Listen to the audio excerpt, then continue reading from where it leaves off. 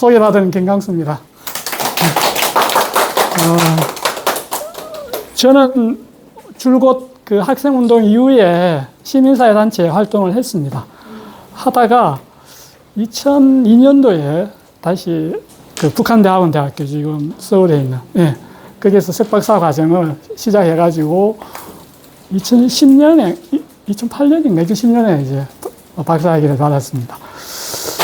그렇게 된 계기는 제가 이제 부산에서 이제 민주공원이라고 부산의 이제 환경의 역사를 기념하고 개성하는 그런 단체에서 만든 이런 위탁 시설이 있습니다. 민주공원이라고. 거기서 오랫동안 이제 사무처장 일을 하는데 계속 뭐 우리 시민들이 아니 너는 맨날 뭐 데모만 하고 비판만 하고 왜 대안 없이 이렇게 시민사회 운동이 이렇게 가느냐. 그래서 좀 화가 나더라고요. 그래서 이제 그럼 내가 보면 당신들이 원하는 전문가 자격증 한번 따볼게. 그래서 이렇게 그 석박사 과정을 밟았고 지금 제 전공은 북의 정치와 사상입니다. 그래서 계속 이제 아직도 평화 관련 단체에서 활동을 하고 있고요. 오늘 그래서 우리 국장님으로부터 연락을 받고 제가 뭐 주로 부산 아니면 서울 한 번씩 뭐 자주는 안 하지만 강연을 한 번씩 옵니다. 그래서 뭐 또 그런 경기도에도 제가 몇 번 가봤기 때문에 그래서 뭐 흔쾌히 수락을 하면서 오늘 여러분과 이렇게 인연이 된 것 같아요. 저에게 주어진 시간은 한 2시간 정도 되고 한 90분 정도 강의하고 한 30분 질의응답 이렇게 진행하도록 하겠습니다. 저는 2000년 6.15 공동선언 이후부터 일관되게 북바다알기 운동을 하고 있습니다. 그래서 뭐 제 용어 속에는 북한이라는 용어가 안 나오지 않습니다. 뭐 북 아니면 조선 이렇게 이야기를 하고 있고요. 뭐 그걸로 인해서 뭐 탄압도 받고 이랬습니다. 하지만 뭐 일관되게 북 아니면 조선이라는 용어를 쓰고 그거 붙어서 이제 북바다알기가 시작되는 것이니까요. 오늘 뭐 강의 내용에도 나오겠지만은 정명이죠. 발정자, 장명할 명자. 그러니까 있는 그대로 부르는 그조차 허용되지 않는 이 국가에서 무슨 통일운동이 가능하고 통일이 가능하겠습니까? 허구인 것이죠. 북한이라는 국가는 이 지구상에 존재하지 않잖아요. 하지만 우리는 북한이라고 불러야 되는 이런 서글픈 현실 또 국가보안법이라는 굴레에서 아직까지도 이렇게 벗어나지 못하고 있습니다. 오늘 그런 관점에서 북이 과연 이제 두 개의 어떤 적대적인 국가 관계를 선언했는데 과연 이 진실이 무엇일까? 그리고 이 속에서 그럼 우리가 나아가야 될 통일운동 또는 통일 교육 이런 거는 좀 어떤 관점과 이해를 갖고 해야 될 것인가? 이 주제를 갖고 한 주어진 시간에 소화하려고 합니다.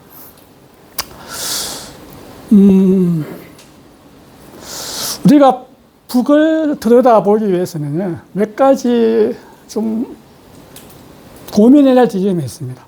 우리가 사인 간의 관계에서도, 사적인 관계에서도 어떤 극단적인 발언을 했을 때, 저 친구가 왜 저러지? 그러면서 드러난 액면 그대의 워딩보다, 왜 저러지 갑자기? 과연 속뜻이 뭘까? 진짠가? 이렇게 우리가 한번 뭐 추리를 하잖아요. 그죠? 하물며 이게 이제 국가와 국가 간의 관계. 더군다나 북은 우리 남쪽은 뭐 국가보안법이라든지 여러 가지 뭐 정치적인 국제적인 외적 요인에 의해서 통일을 원하지 않는다 하더라도 북은 이제까지 우리가 통일을 원한다고 알고 있었는데 갑자기 어제 누구하고 통일 안 할래. 그리고 누구하고 우리의 관계는 적대적인 두 국가 관계예요. 그러면 한 번쯤 이제 그 액면 그 워딩을 보는 것이 아니고 저 의도가 뭘까를 한 번쯤 속뜻이 뭘까를 한 번쯤 우리가 고민해야 하는데 그런 고민을 우리는 잘 안 한다는 거죠. 그러하기 위해서는 몇 가지 전제가 필요합니다. 바로 북을 우리가 이해하는 데 있어서 가장 중요한 것은 역사주의적인 접근법인데요. 그걸 우리가 해석학적으로 보면 문법에 대한 맥락적 이해를 해야 되는 겁니다.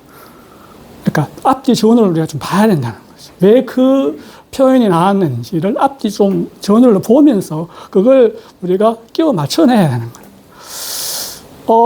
특히 북은 글자 하나하나에 굉장히 신경을 씁니다. 우리가 뭐 수를 넣을 때 한 땀 한 땀 뜬다는 표현을 쓰죠. 북도 아마 그 의미를 이 표현석에 이렇게 적용하면은 진짜 한 땀 한 땀 적는 거예요. 진짜 그 한 단에는 수많은 많은 문맥적 또는 여러 가지 어떤 이해를 담아서 쓰기 때문에 그런 맥락적 이해 또는 조건적 이해를 하지 않으면 우리가 쉽게 북의 어떤 그 워딩을 우리가 놓치는 경우가 참 많이 있는 것이죠. 오늘은 바로 그런 맥락적 이해를 좀 관점에서 조금 이야기를 풀어갈까 합니다. 자, 그래 놓고 이제 주제에 맞게 한번 들어가 볼게요. 오늘 그 강연 주제에 맞게 들어가기 전에 몇 가지 좀 상상을 해봤으면 하겠습니다. 한 3가지 정도 장면을 상상할까 하는데요. 이게 지금, 그죠? 확성기, 네, 그죠? 이거는 이제 방해 전파 송출입니다. 이재명 정부 들어와서 여러 가지 이런 이제 이런 조치를 좀 취했죠.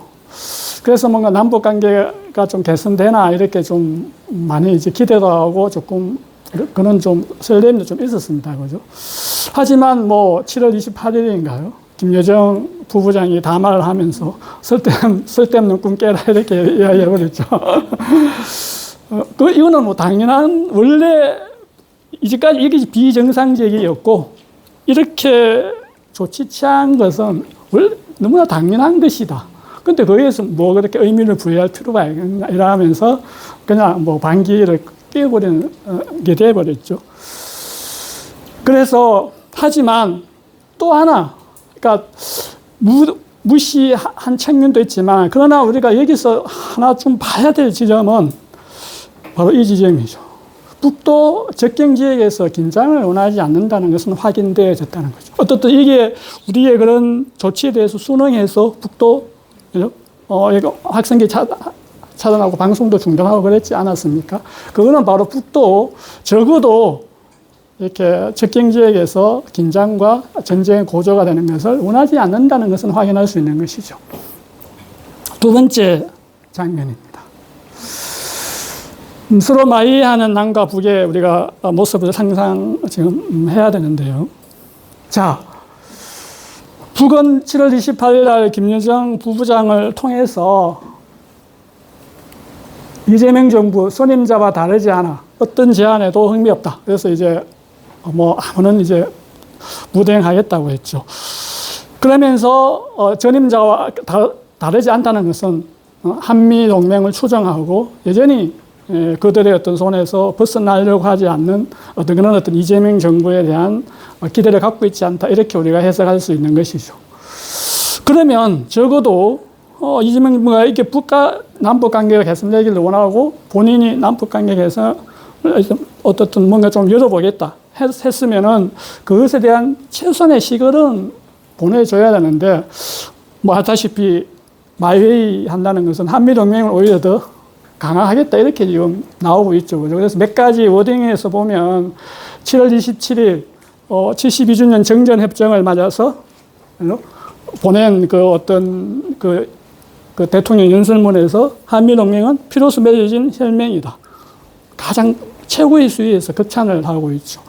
그리고 우리는 지금 부당한 관세 협정에 의해서 우리는 지금 남쪽은 이렇게 난리인데 오히려 이재명 대통령은 또 어떻게 이야기하고 있습니까? 그 관세 협정 타결이 오히려 한미동맹이 더욱 확고해질 수 있는 계기가 될 것이다.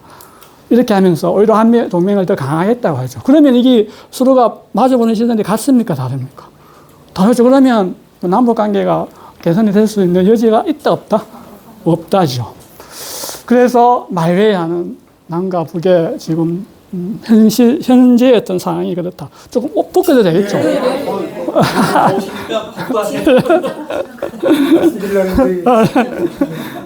그렇네요. 그 다음에 세 번째 장면 한번 볼까요? 그래서 과거에는 주로 이제 우리가 북이 통미봉남, 그죠? 미국하고는 연결하고 남쪽하고는 차단하고 이걸 우리가 보통 뭐 통미봉남이라는 그 용어를 썼죠.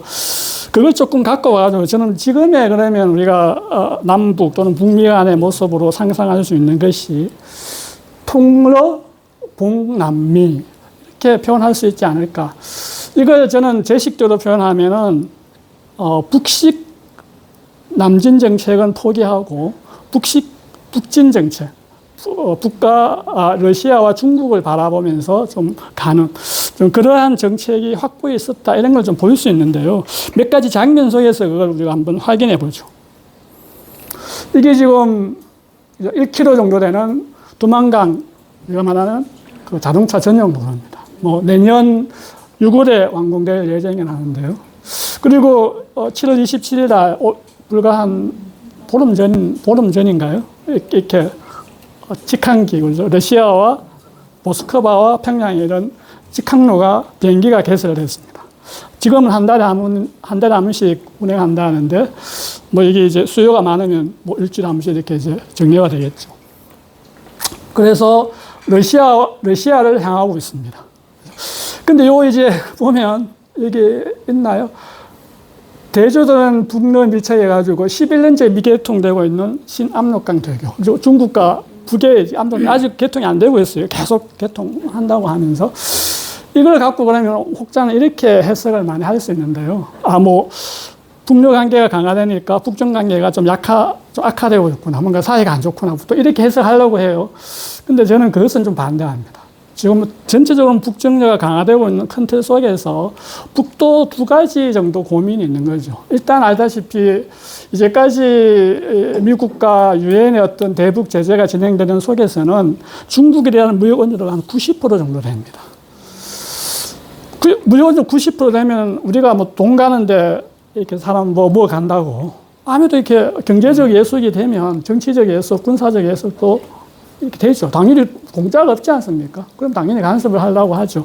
그러면 그 중국에 대한 의존도를 낮춰야 돼요. 아무리 뭐 동맹 관계가 하더라도. 그런 측면에서 이제 동맹 관계는 좀 이제 러시아하고 좀 균형을 맞추기 위한 그런 측면이 있는 것이고, 두 번째는, 북도 2021년도 제8차 당대회라는 걸 하죠.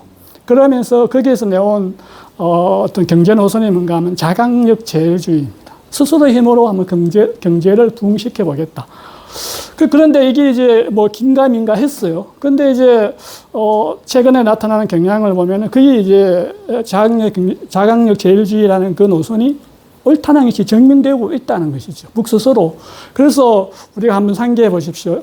작년에 푸틴하고 김정은 위원장이 만났을 때, 그때 막 물난리도 나고 여러 가지 이렇게 됐을 때, 그때 그러면 뭐 러시아 파병의 대가로서 뭐 식량 지원 이런 걸 북이 요청했을 것이다. 이렇게 하면서 신문에서 막, 그죠? 되게 뜨뜻하게 보도했습니다. 근데 이후에 나온 보도를 보면은 오히려 북에서 우리 식량을 안 받겠다. 우리 스스로 힘을 한번 해결해 보겠다.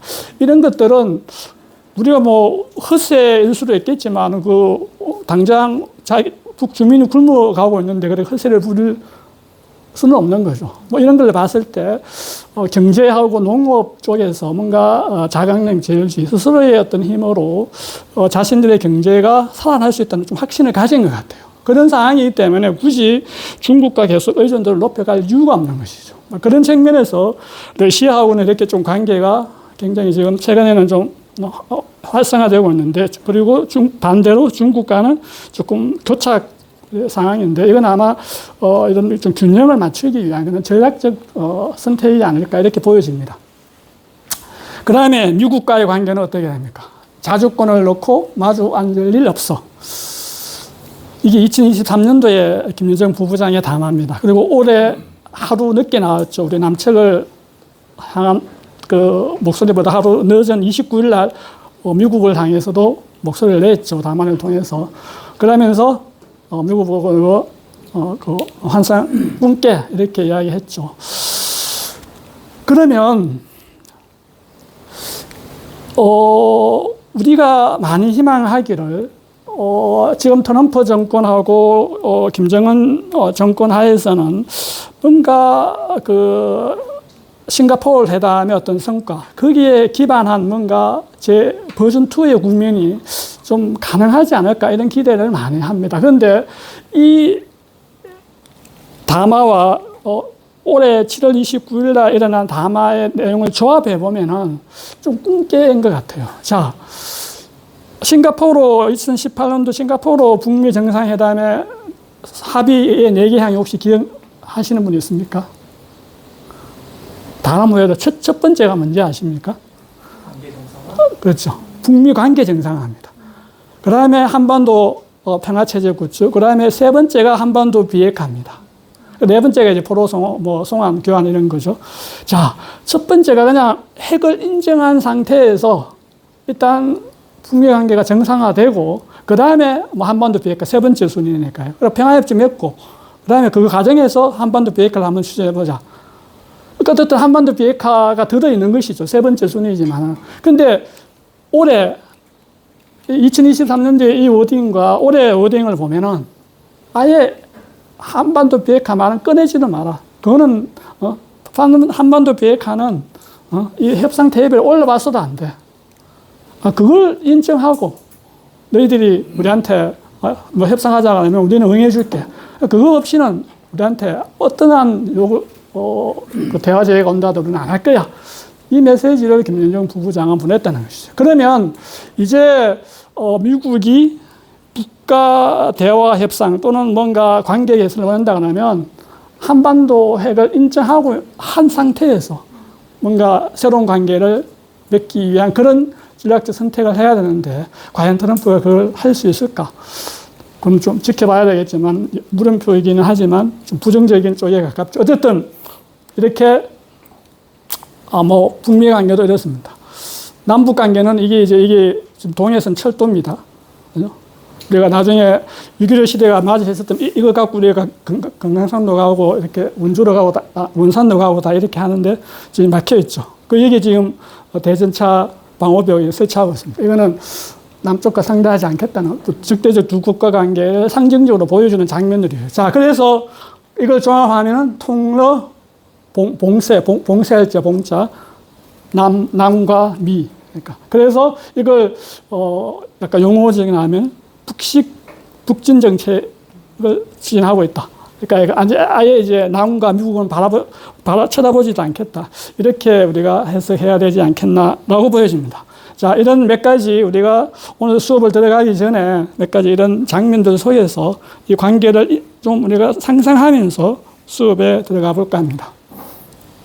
그래서 오늘 제 순서는 과연 아까 핵심 키워드는 과연 그런 두 개의 적대적 두 국가 관계를 어떻게 볼 것인가. 그 관계 속에서 우리가 어떤 통일교육, 통일운동을 할 것인가. 이런 주제이기 때문에 이 네 가지 챕터를 갖고 이야기를 풀어갈까 합니다. 첫 번째 주제입니다. 민족과 분단, 우리 민족론이 갖는 특징. 이 부분을 한번 보겠습니다. 자, 과연 우리 민족은 유럽에서 또 서양에서 말하는 개념처럼 일민족 또는 이국가로 이렇게 같은 민족이지만 다른 국가를 형성할 수 있는 그런 민족론과 관을 갖고 있는가? 이것이 오늘 이 주제의 핵심이겠죠. 그러면서 많이 이렇게 반론을 합니다. 문제 제기를 합니다. 아니, 유럽 이런 데 보면 뭐 같은 민족이지만 다른 국가를 이래서 많이 사는데 지금 우리 남북 관계도 이렇게 뭐 특히 젊은이들은 이제 뭐 북을 뭐 인정도 안 하고 맨날 통일하자는 이 여론도 낮아지고 있는 이참에, 그리고 북도 저렇게 뭐 두 개 국가로 나가자고 이렇게 하는 마당에 이제 뭐 굳이 그 일민족, 그 단일 민족이라는 그 틀에 갇혀서 하나의 국가를 형성할 수 있느냐? 우리도 뭐 유럽처럼 또 서양처럼 그렇게 뭐 별개의 국가로 갈 수 있는 거 아니냐? 이렇게 이제 뭐 어떤 학자들이나 또 심지어 뭐 진보 진영에서도 그렇게 이야기를 많이 합니다. 근데 여기에는 몇 가지 함정이 있습니다. 인식적 오류가 있다는 것이죠. 첫 번째, 유럽, 뭐 포괄적으로 우리가 미국과 유럽, 뭐 이슬람 일부까지 해서 우리가 유럽이라고 표현합시다. 서방이라고 표현하기도 하고, 그리고 우리가 동양 중심에 또 우리 대한민국도 한번 봅시다. 그래서 크게 이렇게 나눠서 보면 서방 쪽의 민족은 우리와 같은 민족론에 근거한 국가관이 아니죠. 일종의 종족 개념에서 성립되어진 국가입니다. 확실히 다르죠. 출발선이 벌써 다른 겁니다. 두 번째, 그 다음에 이제 독일의 분단과 또 통일 과정과 비교하면서 또 많이 하는데 또 독일의 분단 과정과 우리 조선의 분단 과정은 또 다릅니다. 이 두 가지를 교집합으로 보면 우리는 일민족 일국가론에 기초해서 국가가 성립될 수밖에 없는 그런 숙명 또는 운명, 이걸 타고난 우리 민족이라는 것을 우리가 결론에 도출하게 될 것인데요. 그걸 조금 한번 자세히 한번 들여다볼게요. 자, 유럽은 아다시피 로마 제국이 멸망한 이후에 뿔뿔이 흩어집니다. 그런데 끊임없이 자기 땅을 찾아서 흩어지면서 싸우기도 하고 막 이렇게 합니다. 왜냐하면 거기는 산과 바다, 강들이 굉장히 취약해가지고 먹고 살기가 힘든 땅입니다. 유럽. 그러니까 좋은 땅을 차지하기 위해서 끊임없이 이렇게 찾아다녀야 돼요. 그러면 몸집이 큰 민족 개념보다 몸집이 작은 종족 개념이 훨씬 더 이동하기가 편하죠. 그래서 어떻게 됩니까? 우리는 일찍이 정착해서 우리는 봉건 왕조 국가, 즉 중앙 집권제를 형성했지만 유럽 쪽은 아다시피 영주, 물론 왕이 있긴 하지만 그건 상징적이죠. 주로 영주가 어떻게 됩니까? 주로 지배하는. 그래서 영주 중심 국가이죠. 그러니까 뭐 국가 이 주민이나 농노들이 뭐 국가에 대한 충성심이나 애국감 가질 이유가 없어요. 자기 영주한테 충성만 하면 되는 거니까. 그러니까 이제 이런 국가관이나 뭐 애국심 이런 게 가질 수 없죠. 그래서 서양의 민족 개념은 만들어진 개념입니다. 그러니까 우리처럼 어떤 5,000년 역사의 이 과정 속에서 일찍이 정착을 하고 그래서 왕권 중심으로 해서 이렇게 해서 강력한 중앙 집권제를 형성하면서 이렇게 해서 하나의 단일 민족을 형성한 것이 아니고 떠돌면서 그냥 묵고 살기 위해서 땅을 찾아서 이동하면서 이렇게 하면서 했기 때문에 그게 뭐 애국심이나 국가 간에 들어올 여지가 없었고 그러다 보니까 이렇게 민족은 우리처럼 이렇게 실체적인 또 실체성이 있는 개념보다는 그냥 추상적으로 만들어진 개념이기 때문에 민족에 대한 우리처럼 이렇게 민족이라는 개념이 별로 희박하지 없죠. 자, 그런 어떤 역사적인 맥락 또 지리적인 조건 상황 이것을 무시해버리고 야, 유럽이 그러니까 우리가 민주주의 국가에서다 우리가 미국을 모방해서 가야 되는데 그런 선진 국가들이 다 그런 민족 간에 토대하고 있는데 우리도 그러면 그래 따라가는 게 뭐가 나빠 이렇게 우리가 가야 될 문제는 아니라는 것이죠. 두 번째 여기 나와 있듯이 우리 민족은 해방되는 과정에서 분단되어야 될 이유가 전혀 없었죠. 왜 침략국인 독일과 같은 동급으로 이렇게 해줘서 우리는 침략의 당사자, 우리 침략 피해자인데. 그래서 똑같이 해서 똑같이 분할을 왜 되냐는 것이죠. 자, 독일이 분단되어진 과정은 명백한 이유가 있죠. 국제적으로 인정되어지고 또 국제법적으로 동의되어졌던 그 과정과 이해 과정이 있다는 겁니다. 국제사회가 어떻게 됩니까? 또 전쟁을 일으킨 이 게르만 민족을 분리 안 하면 또 전쟁을 일으킬 수 있으니까 힘을 약화시키기 위해서 그래서 분할을 시킨 거죠. 그런데 우리 조선은 당시 일제 식민지의 지배를 받고 있는 피해 당사자 국가잖아요. 그러면 일본이 독일의 어떤 기준으로 본다 그러면 일본이 분할되는 게 맞죠. 근데 그 일본의 식민지에 또 우리가 분할된다? 이거는 말이 안 되죠. 그래서 그래서 우리가 이 분단의 비정상성이라고 표현되어지는데, 그러게다가 우리 민족이 또 원해서 분단되어진 것도 아니고, 그래서 약간 미소의 어떤 전략적 이해 관계에서 분단되기 때문에, 이걸 우리 민족적으로 정상화해야 될 우리 후손들의 책무가 있다. 그걸 우리가 역사적 책무라고 보통 표현을 하죠. 자, 이런 관점에서 우리가 어떤 서방 유지의 그 민족론에 근거해서 지금은 뭐 이렇게 다민족 또는 뭐 이렇게 일민족, 일국가 이 논리에서 국가가 형성되지 않는 이런 추세니까 우리도 이렇게 나아가는 게 뭐가 이상하냐 이런 것들은 조금 이런 우리 민족이 역사적으로 민족 간을 형성해온 이 과정과 분단이 되는 이 과정을 우리가 교집합으로 보면 결코 우리는 이 정상적이지 않다. 그렇다면 이 정상적이지 않은 이 상황을 우리 후손들인 우리가 정상적으로 만들어야 될 그런 책무를 갖고 있다. 이렇게 우리가 인식하고 정립하는 것이 훨씬 더 올바른 역사가 아니지 않을까 그렇게 보여집니다. 해놓고 그러면 이제 북의 이 적대적인 두 국가 관계, 과연 이게 아까 제가 모두에 이렇게 잠시 전제했듯이 맥락을 보고 조건지를 보라고 했는데 과연 이 속뜻이 뭔지, 진짜 북이 두 개의 국가를 원하는 것인지 아닌지 한번 보겠다는 겁니다.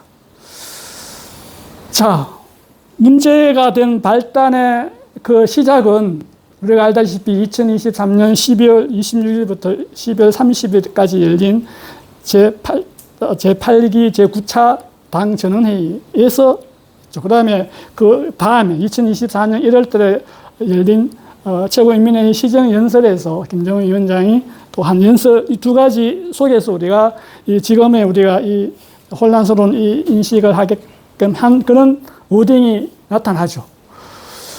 보면 이렇습니다. 그죠? 전쟁이 적대적인 두 국가 관계, 전쟁 중에 있는 두 교전적 관계를 규정했고, 동족 개념도 삭제하고, 전쟁이 일어날 경우에는 대한민국을 완전히 점령하고 평정하고 수복하고 편입시키겠다.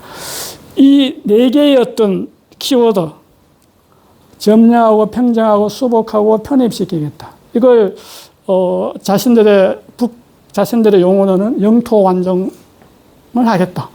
그러니까 북식 흡수 통합을 시키겠다. 그러니까 북의 입장에서 흡수 통합을 하겠다는 겁니다. 북의 입장에서. 이렇게 되니까 이제 우리 남쪽에서 이제 난리가 그죠. 임종석 문재인 정부 때 비슷 임종석 우리 시부터 시작해가지고 또 진보 진영의 일부에서도 그렇고 또 종교계에서 다들 이제 이제 우리는 민족 관계가 아니고 동족 관계가 아닌 적대 관계야. 그리고 이제 별개의 국가야. 그러니까 이제 우리가 이제 너무 민족에 얽매여서 통일을 우리가 주장없이 이제 수교하자. 이런 이제 분위기가 일어나게 됩니다. 어쨌든 이런 어떤 북에서는 또는 결정 이후에 북도 나타나는 현상이 있죠. 이게 우리가 북의 시그널을 우리가 해석하는데 약간 혼란을 준 측면이 있는 것은 마찬가지입니다. 하지만 이 시그널이 혼란을 줄 수는 있었겠지만은 이게 과연 적대적인 두 국가 관계를 진짜 인정했느냐는 또 별개의 문제입니다. 그건 나중에 한번 볼게요. 어쨌든 북이 이렇게 정책적 결정을 하고 나타난 이후에 북도 어쨌든 그게 맞는 어떤 상응하는 조치를 취하기는 취했죠. 북방부라는 표현을 삭제하고 조국 통일 3대 헌장 기념탑을 철거한다. 북에서 조국 통일 3대 헌장은 뭐가 있습니까? 뭐라고 세 가지가 어떻게 저 안에 들어가 있습니까? 연방제, 연방제 방안. 그 다음에 우리가 평화적으로 통일하기 위해서 하는 것은 우리가 전민족의 대단계를 해야 되겠죠. 그래서 전민족 10대 강령. 그 다음에 우리가 남북이 합의한 7.4 남북 공동 명령. 요 세 가지를 합쳐서 3대 헌장이라고 하죠. 그러니까 이 3대 헌장을 파기했다는 건 상징적으로 이제 민족 대단계도 안 하겠다. 연방제도 안 하겠다. 그리고 3대 원칙이 뭡니까? 그렇죠. 그것도 안 하겠다. 그러면 이제 남은 거는 전쟁밖에 없네. 전쟁이건 아니면 서로 각자 갈 길을 가거나. 이렇게 되는 거잖아. 이렇게 이제 해석을 할 수 있는 거는 여지를 북도에 이렇게 주죠. 그러니까 당연히 이제 남해에서는 아까 이런 이제 민주당과 또 종교계 아까 진보 진영 일부에서도 이제 한국과 조선이 이제 통일을 이제 그만두고 수교로 가자. 그래서 뭔가 한반도의 평화를 만들어내고 뭔가 통일로 나아가 보자. 이런 이제 이게 현실적인 발상인지 아닌지는 모르겠습니다만 어쨌든 그걸 주장하게 되죠. 그것도 제가 반론을 하게 될 건데 나중에 이렇게 이제 남과 북에서는 동시적으로 이 이후에 나타나는 어떤 큰 흐름 속에서는 이렇게 두 가지 흐름이 분명히 나타납니다. 자, 이걸 놓고 이제 오늘 수업의 핵심으로 한번 들어가 보겠습니다. 그러면, 자, 북의 저 워딩, 저 결정, 적대적인 두 교종국 관계, 적대적인 두 국가 관계, 그리고 동조의 아니다는 걸 우리가 어떻게 해석할 것인가인데요. 그래서 총론적 해석입니다. 앞서 사전에 그 전제했듯이 아까 우리가 북은 앞뒤 문맥에 이 조건절을 잘 보라고 했죠. 그 워딩 속에 있습니다. 그러면 저 표현 속에 조건절은 이렇게 되어 있습니다. 우리를 주적으로 선포하고 외세와 야합하여 정권 붕괴와 흡수 통일의 기회만을 노리는 족속들을 화해와 통일의 상대로 여기는 것은 더 이상 우리가 범하지 말아야 할 착오이며 북남 관계는 더 이상 동족 관계, 동질 관계가 아닌 적대적인 두 국가 관계, 전쟁적인 두 교종국 관계로 완전히 고착되었다. 이게 이제 제8기 9차 전원회의 결정사항입니다. 자, 그러면 여기서 보면 조건절로 보면 어떻게 됩니까? 몇 개가 있죠. 자, 이 족속들에 대한 표현은 어떤 우리 남한식 용어로 보면은 뭐 정치 세력, 정치 집단 이렇게 되겠죠. 즉 국가 권력을 장악한 정치 집단 이렇게 아마 해석하는 게 맞을 겁니다. 그러면 우리를 주적으로 선포한 족속, 그다음에 외세와 야합한 족속, 그리고 정권 붕괴와 흡수 통일을 노리는 족속. 이들에 의한 정치 집단에서 권력이 장악되어진 대한민국 국가는 어떻게 됩니까? 상대하지 않고 어떻게 됩니까? 완전히 고착적인 두 국가 관계가 됐다.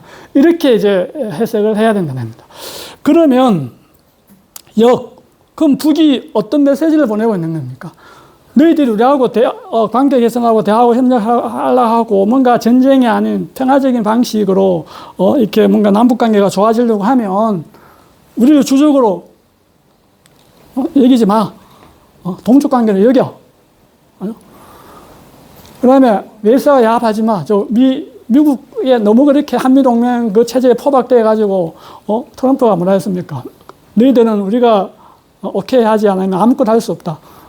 그 한마디에 인도적 지원, 약품 지원도 못하고 그렇지 않았습니까? 이런 걸 보면서 미국은 어떻게 됩니까? 북은 그 한미동맹 체제에 완전히 포획돼가지고 인도적인 지원조차 이런 것도 미국 그 어떤 한마디에 아무것도 할 수 없는 이 남측의 이 정권의 권력 형태를 보면서 이거 도저히 안 되겠다 이렇게 생각할 수 있는 것이죠. 세 번째, 정권 붕괴와 흡수 통일. 추진하지 마. 자, 이렇게 그렇게 우리가 만드는 것이 이제 우리의 역할인 것이죠. 그래서 이걸 이제 반대로 180도 해석해버리면 주적을 철회한 대한민국, 외세로부터 미 자주권을 회복한 대한민국, 정권 붕괴와 흡수 통일을 추진하지 않는 대한민국, 이런 대한민국이 된다 하면 다시 위기도 시대로 또 돌아갈 수 있다. 이 이야기를 하고 싶은 거예요. 명령적으로 그렇잖아. 그래서 이 선언은 우리가 현상적으로 해석하듯이 두 개의 국가 관계를 우리가 인정하고 그것을 바탕에서 수교로 나아가겠다가 아니라 지금의 남측의 현 상황이 이러한 상황에서는 현 정권과는 상대하지 않고 그래서 우리가 다시 6.15 시대로 되돌아가기 위해서는 우리를 동족으로 인정하고 그리고 한미동맹에서 벗어나고 그리고 흡수통합과 정권 붕괴를 안 한다는 거는 하고 이런 것들을 해야 된다. 그러면 우리가 다시 과거로 돌아갈 수 있다. 그러면 여기서 우리가 자제해야 될 인식적 스탠스는 어떻게 됩니까? 그래, 의식이 좋구나. 북이 이제, 이제 동족 관계도 이제 파괴하고 이제 일어나니까, 그래, 우리 그냥 수교로 나아가자. 이렇게 인식해서 수교로 가는 방향으로 가는 게 맞습니까? 아니면 이렇게 주적을 철회한 대한민국, 자주권을 회복한 대한민국, 흡수통합과 정권명령, 이런 정권을 만들기 위해서 노력하는 게 맞습니까? 후자가 맞는 것이죠. 자. 이게 이제 제8기 제9차 당 전원회의의 결정사항을 우리가 해석하는 어떤 진실된 힘은 바로 후자에 있다. 이렇게 보여지는 것이고요. 그래 놓고 그러면 또 북의 속내를 또 다른 측면에서 한번 들여다보죠. 뭐 이거는, 그래 놓고 그러면 이것에 대해서 우리가 조금 현실적으로 그러면 이게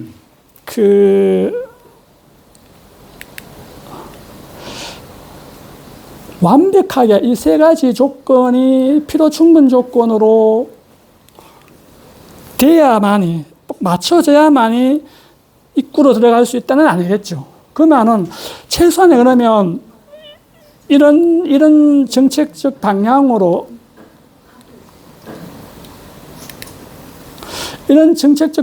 뭔가 남측의 정권이 들어간다는 그 신호를 보여주는 그럼 최소한의 조건은 뭘까? 이런 것들을 우리가 한번 좀 봐야 되는데요. 그걸 우리가 보기 위해서는 김여정 그 부부장의 담화, 7월 28일 날 부부장의 담화 속에서 조금 힌트가 하나 있습니다. 그죠? 바로 선임자와 조금 더 다를 바 없다 하면서 한미동맹에 대한 맹신과 우리의 대결 기도. 그러면 이 맹신과 대결 기도를 가장 좀 직접적으로 보여주는 형태가 뭡니까? 한미합동 군사훈련이죠. 그 다음에 또 하나.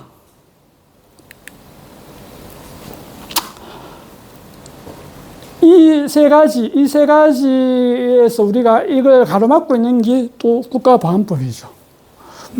국가보안에서 북은 어떻게 됩니까? 국가가 아니잖아요. 반국가 단체인 것이잖아요. 그리고 우리 헌법 제3조의 규정에 의해서 북은 우리의 영토인 것이잖아요. 국가를 인정하지 않는 것이죠. 그죠? 그러면 그것을 좀 국가로 인정 안 하는 거, 그 국가를 인정하는 거, 그리고 어떤 반국가 단체가 아닌 어떤 정상적인 국가를 인정해 주는 거, 이걸 어떤 좀 시그널로 보여주는 것이 바로 국가보안법을 철폐하는 것이죠. 그래서 적어도 그러면 이 세 가지가 한꺼번에 다 마련될 수는 없겠지만은 적어도 남과 북이 어떻든 뭔가 이 관계 개선을 위해서 또는 대화 협력으로 가기 위해서는 최소한의 그 어떤 시글론에서는 국가보안법 철폐라든지 한미합동 군사는 이 중시 이 정도는 좀 돼. 그래 남쪽도 뭔가 그래 우리의 메시지를 좀 응답하려고 하네. 그래서 한번 관계 개선을 위해서 뭔가 좀 우리가 다시 한번 협상 대회를 마련해야 되겠네. 이렇게 될 것이라는 거죠. 그런 측면들 속에서 7월 28일 날 김여정 부부장의 이 담화는 의미가 있는 것이죠. 그래서 그러면 김여정 부부장의 담화 속에서는 바로 한미합동 군사훈련에 좀 중지 내지 뭐 연기로는 움직이지 않을 것 같아요. 뭐 적어도 영구 중지 좀 이런 것 좀 해내야 좀 가능하지 않을까 이런 것은 볼 수 있는 것이고요. 자, 또 다른 측면에서 그러면 또 과연 북이 과연 두 개의 국가로 인정하고 있느냐를 우리가 좀 보겠습니다. 헌법과 당규약에 되어 있는 내용 오늘 갖고 한번 볼 것인데요. 조금 이론적인 측면입니다. 조금 북을 조금 알아야만이. 아까 북은 글자 하나에 한 단 눌려서 쓴다 했죠. 그래서 그 눌려서 쓴 단어가 바로 이 혁명 전통과 주체의 혁명 위협입니다.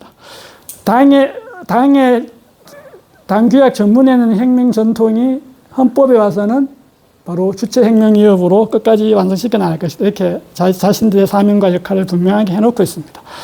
그럼 도대체 북에서 말하고 있는 이 혁명 전통과 주체 혁명 위협이 우리가 뭐길래 이 두 개의 국가 이 관계와 우리가 이렇게 교집합으로 살펴봐야 될 것인가를 보는 겁니다.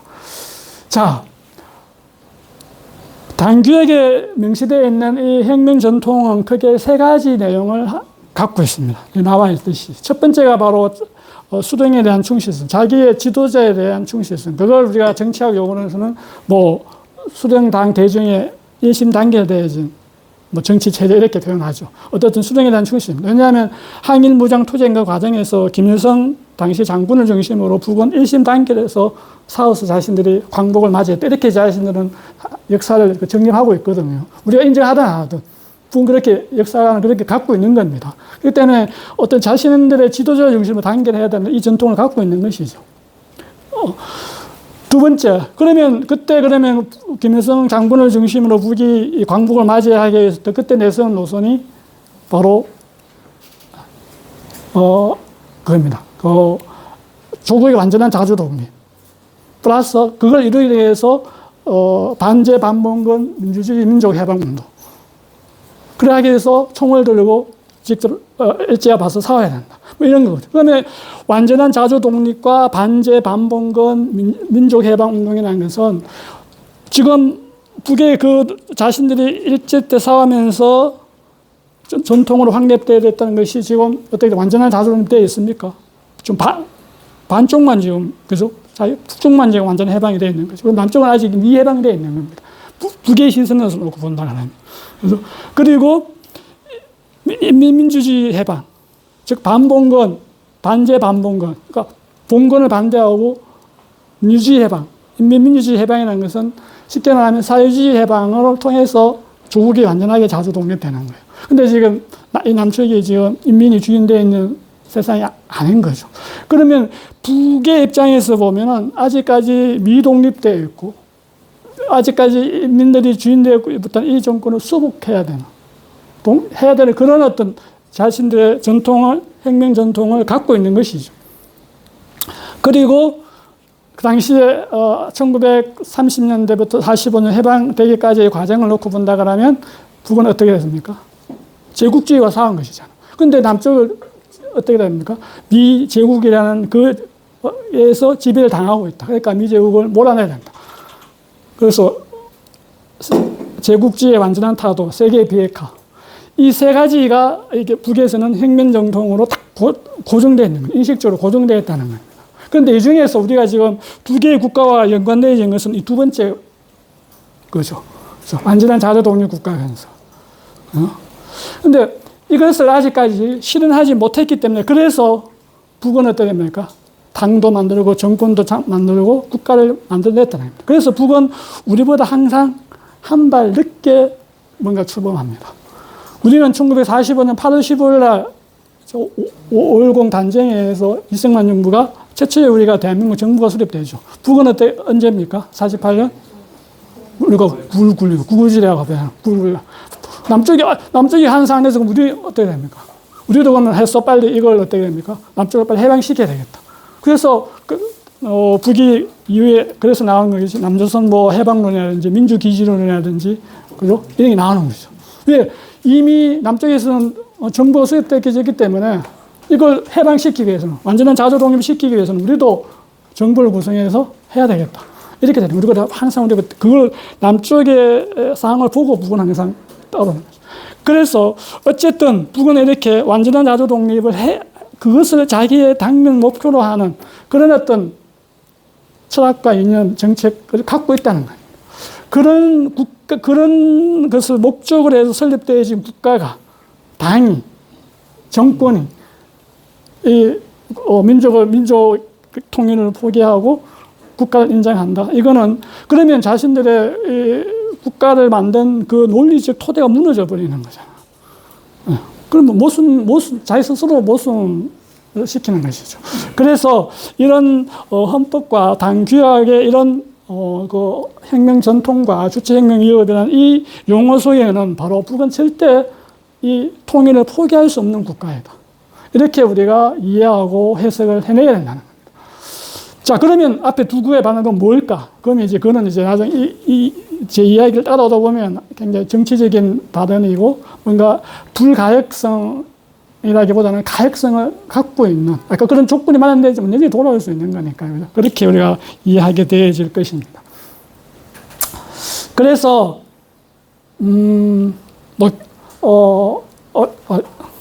이게 이제 제가 올해 낸 책인데 여기서 이제 이 두 국가 발언을 그렇게 해석하고 있습니다. 그래서 북의 진짜 진위는 남북 관계를 두 국가 관계로 인정했다는데 그 속내가 있는 것이 아니라 정반대인 동족, 민족 관계로 되돌아가기 위한 전제 조건을 제시했다고 보는 것이 옳은 이해이다.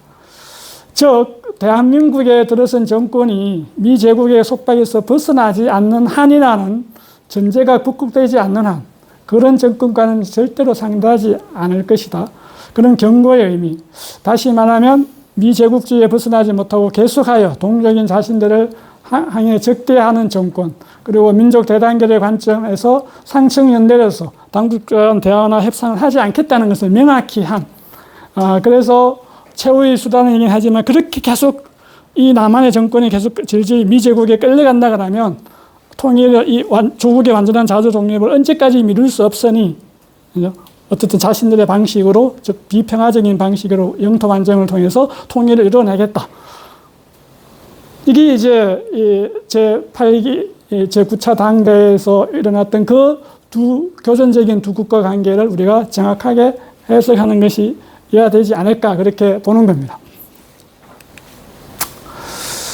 자, 그러면 이제 북은 그렇게 이제 어떻든 통일을 포기하지 않았고 두 국가 관계를 인정하지도 않았다라고 한다면, 그러면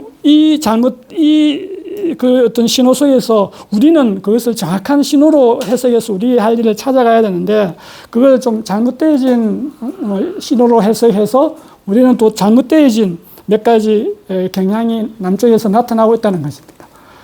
그것이 대표적인 것이 바로 남북 수계론과 평화 공존론이라는 것이죠. 이 이야기를 하기 전에 조금 데이터를 한번 볼까요? 왼쪽에 있는 데이터는 2024년도 서울대 평화연구원에서 통일의식을 조사한 결과입니다. 20대는 거의 한 50%가 지금 통일을 원하지 않는다 하고 있고, 전체적으로는 한 35%가 지금 통일을 원하지 않는다고 있습니다. 그래서 그 데이터를 근거로 우리가 보통 평화는 먼 미래의 일이다. 그래서 지금 통일은 먼 미래의 일이다. 그래서 통일보다는 지금 당장 평화를 우선 좀 하자. 이런 이제 그 정책을 수립하는 하나의 어떤 자료들로 많이 활용되는데요. 근데 우측의 데이터가 좀 재밌는 사항을 말해주고 있습니다. 자, 이 지표가 절대적이지 않다는 것을 좀 말하고 싶은 것인데요. 뭘 이야기하고자 하는가 하면, 자, 우리가 2027년까지, 즉, 문재인 정부가 들어서면서 남북 정상회담이 열리기 이전까지는, 그래서 북을 어떻게 됩니까? 대화 타협이 가능하지 한 상대라고 여기지 않는다. 즉 부정적으로 보는 시선이 한 30% 미만이었습니다. 그런데 딱 그러면 요 불과 2028년 남북 정상회담이 일어나기 이까지와 일어난 사이의 시간적 차이는 불과 없지만 인식은 한 20%가 업됩니다. 즉 신뢰한다고 이제 부정적 시야의 30%가 안 되던 것이 약 55% 같아요. 25%로 껑충 뛰어올라버립니다. 근데 거기서 뭔가 우리 국가가 노력을 했느냐? 안 했다는 거예요. 근데 단지 남북 정상회담 그 하나 한 것뿐인데 그냥 북을 못 믿겠다 하던 인식 갑자기 25%나 엄청 업해가지고 그래 북과 우리 이제 잘 지낼 수 있어. 우리 북을 신뢰해. 그 말은 이런 인식들이 그러니까 고착화돼 지금. 경직적 인식이 아니라는 것이죠. 언제든지 정권의 어떤 그 정책과 정권의 어떤 정권이 출범하느냐에 따라 가지고 얼마든지 늘뛰기가 가능하다는 걸 보여준다는 거예요. 그래서 이걸 갖고 우리가 좀 인식이 그러니까 우리가 이렇게 가야 된다. 이렇게 이걸 너무 절대화하지 않아야 된다는 거예요. 특히 우리 선생님들은 통일교사시니까 이런 지표를 활용하는 데 있어서 너무 이걸 절대적인 데이터로 믿어서는 안 된다는 것이죠. 보십시오. 아무것도 안 했잖아요. 근데 단지 남북 정상회담 하는 그 발표 하나에 25%가 갑자기 못 믿던 북을 우리가 믿어야 되는 북으로 이렇게 인식이 바뀐다는 것은 그러니까 우리가 이 통일 지표를 활용함에 있어서 우리가 어떻게 좀 활용해야 될 것인지 보여주는 하나의 단적인 사례이지 않을까 보여집니다. 자, 그래 놓고 그러면 이렇기 때문에 북이 그렇게 나왔다 했어.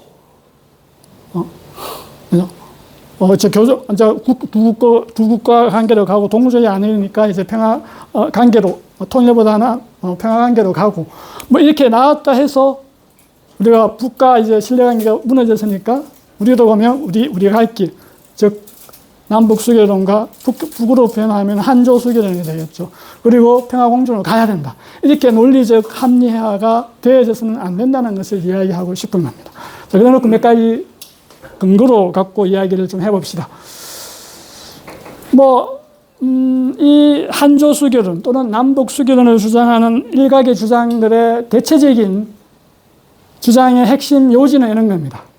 북이 이제 두 국가론을 들고 난 이상 이제 그 현실을 인정하고 남북이 국가 대 국가라는 그런 관계로 수교를 해서 그래서 이제 뭔가 평화로 가든지 통일로 가든지 이렇게 가는 것이 현실적이지 않느냐 이런 것이 이 남북 수교론의 핵심적인 주장입니다. 그럼 이것이 과연 가능할까를 한번 볼 건데요. 저는 이렇게 역질문을 던집니다. 이렇게 주장하시는 분들에게 과연 그러면 어쨌든 우리 민족은 그러면 분단 국가라는 그 토대 위에서 국가 두 개의 정상적인 국가 관계가 맺어져야 되는데 이게 가능한가의 문제입니다. 이 가능하기 위해서는 우리는 다른 민족과 국가 간에서 성립되어진 그런 국가 간과 달리 그럼 우리는 민족이 분단되어진 상황에서 두 개의 국가가 만들어지는 것입니다. 그러면 이걸 우리가 학술적 용어로 굳이 정리하자 그러면 분단 국가론인데요. 분단되어진 국가가 별개의 국가가 과연 가능한가라고 이렇게 물어야 되기 때문에 이걸 우리가 분단 국가론이라고 해봅시다. 그러면 이 분단 국가론을 개념적으로 정의하자면 이렇게 되겠죠. 분단 국가는 하나의 국가를 지향하나 실질적으로 영역 전체를 지배하는 단일 통치 기구가 없어 이데올로기의 대립에 의해 복수의 국가로 분리돼요. 복수 국가 남과 북이겠죠. 각기 다른 통치 기구가 공존하는 그 어떤 상태. 이게 이제 분단 국가론일 건데 별개의 국가가 가능하다는 그 이론적 토대여야 될 건데 문제의 핵심은 그러면 그 어떤 형태가 완전한 형태인지 불완전한 형태인지가 굉장히 우리가 이 분단 국가론을 수용해야 될지 말아야 될지 굉장히 중요한 키포인트가 되겠죠. 불완전한데 우리가 그걸 수용할 수는 없는 거잖아요. 근데 적어도 완전해야만이, 완전하다는 것은 전쟁이 일어나지 않고 뭔가 분단돼서 각각 살아가더라도 잘 살 수 있고 이런 어떤 우리가 그 분단해서 뭔가 정상적인 국가가 되었다는 그 확신이 들었을 때 분단 국가론으로 해서 수용해서 그렇게 해서 수교로 가는 것이 맞는데 그것이 과연 완전한 그 어떤 상태가 될 수 있는가의 문제인 것이죠. 그런데 여기서 우리는 어떤 제가 사항을 객관적인 어떤 몇 개의 키워드를 집어넣어 보더라도 그 어떤 상태가 제가 보기에는 완전한 상태가 될 수가 없고 항상 불안정한 상태로 존재한다는 겁니다. 몇 개의 변수를 한번 집어넣어 볼까요? 과연 이 분단을 우리가 스스로 원해서 그랬습니까? 아니죠. 그럼 스스로 원하지 않은 비정상성, 그럼 아까 비정상성을 정상수원한 우리의 책무, 후손의 책무, 그 책무는 어떻게 되냐? 계속 우리가 역사적으로 따라다니는 문제입니다. 그래서 통일을 우리는 포기할 수 없는 민족적 숙명을 갖고 있다는 것이죠. 이걸 우리가 이렇게 한번 해석해 봅시다. 우리 지정학적 숙명이 있듯이 민족적 숙명도 있는 것이죠. 이 지정학적 숙명이 뭡니까? 우리 조선이 어떻게 땅덩어리가 해양과 이 대륙이 딱 중간에 붙어 있네. 그래서 해양 세력은 대륙으로 가기 위해서는 우리 조선을 지나야 되고, 또 대륙 세력은 해양으로 태평양 쪽으로 나아가기 위해서는 우리를 지나야 되고. 그러니까 우리의 일상 항상 침략의 대상이 되었죠. 그러니까 힘이 있을 때는 우리가 그걸 선택해서 가지만 힘이 없을 때는 우리가 항상 약탈의 대상이었죠. 그래서 우리는 그걸 지리학 시간입니까? 국사 시간에 우리는 지리학적 숙명이라고 표현하죠. 그 우리가 선택한 게 아니잖아요. 그렇게 딱 타고날 때부터 이렇게 되어 있는 거죠. 마찬가지로 우리 민족도 단일 민족으로 살아서 하나의 국가를 이렇게 만들어져야 되는데 어떤 외세에서 분단되어져서 이게 어떻게 됩니까? 다시 재결합해야 되는 그 운명, 숙명을 갖고 있다는 거예요. 그래서 그것이 우리 스스로 원했다 그러면 또 다른 문제겠지만 어떻든 외세 우리 스스로 원하지 않기 때문에 그 숙명을 갖고 있다는 측면입니다. 그래서 첫 번째가 우리 자발적 분단 국가가 아니라는 것이죠. 두 번째, 아까 얘기했듯이 상이한 두 체제와 지정하고 늘 국제 질서에 영향을 받다. 우리가 그래 수교했어 그냥 평화롭게 간다더라도 이 국제 질서가 그것을 허용하지 않는다면 우리는 항상 휘둘릴 수밖에 없다는 것이죠. 우리가 뭐 구한말 그죠? 그리고 우리가 뭐 여러 가지 베트남 전쟁 그리고 독일의 분단 과정 그다음에 지금의 뭐 팔레스타인과 이스라엘의 그 어떤 과정, 우크라이나와 러시아의 전쟁 과정 이것들이 다 수교를 맺었다 해서 평화가 저절로 오는 건 아니죠. 그런 국제 질서와 관계 속에 영향을 받고 있는 거 아닙니까? 그런 측면에서 특히나 우리는 이런 두 상이한 체제를 갖고 있는 상황에서 더더욱 그런 국제 질서와 영향을 더 받을 수밖에 없는데 그것을 과연 이겨내고 우리가 완전한 국가의 별개의 국가에서 평화로운 그런 어떤 국관계가 형성될 수 있을까? 물음표를 가질 수밖에 없다는 것이죠. 그래서 문제의 본질은 수기에 있는 것이 아니라 이런 이데올로기적 대립과 각기 다른 통치가 공존하는 이 불안정성을 극복할 수 있느냐, 없느냐. 없다면 우리는 이 분단 국가론에 의한 수교로 나아가는 이 논리를 우리는 차단시켜야 하는 것이죠. 그렇게 해서 쓸데없는 우리의 어떤 민족적 에너지를 소진할 필요가 없다는 것입니다. 그 다음에 또 다른 측면에서 과연 이 분단 국가론이 성립하는가에 대해서 우리가 좀 실체적 접근을 해보고자 합니다. 그러니까 분단이 수기를 통해서 통일되어진 국가는 아직까지 이주구상이 없는 거죠. 그러니까 역사적 실체로서 없다는 것은 물론 뭐 없기 때문에 반드시 안 나타난다고 이렇게 논리적 가정할 수는 없겠지만은 그러니까 어렵다는 건 어떤 보여주는 그런 어떤 시그널은 분명히 맞는 것이죠. 그죠? 자, 독일도 어쨌든 이 수기를 통해서 독일이 통일된 것이 아니죠. 뭐 독일도 알다시피 우리 지금 그런 91년도 남북 기본 합의서와 같은 그런 합의서가 바로 할슈타인 원칙이라 해서 독일도 통일되기 전까지는 서독은 동독을 인정하지 않았죠. 그런데 동독 인민들의 봉기에 의해서 스스로 어떤 통일로 나아간 것이 수기에서 통일로 나아간 것이 아니라는 것이죠. 자, 그래서 이런 분단 국가가 수기를 통해서 아직까지 통일되어진 역사는 경험이 없다. 베트남도 아니죠. 뭐 남북 예멘도 아니죠. 다 이 수기를 통해서 통일을 나아간 역사적 사례가 없는 겁니다. 그렇기 때문에 그만큼 그 역사적 실체 속에서 없다는 것은 현실 속에서 그만 구현되기 어렵다는 것을 상징하고 있기 때문에 없는 걸 물론 뭐 개척할 수는 있겠지만은 이건 굉장히 신중해야 되고 접근은 우리가 굉장히 조심해야 된다. 이 측면을 좀 강조해야 될 것 같고요. 그리고 세 번째. 그럼 설령 그러면 이렇게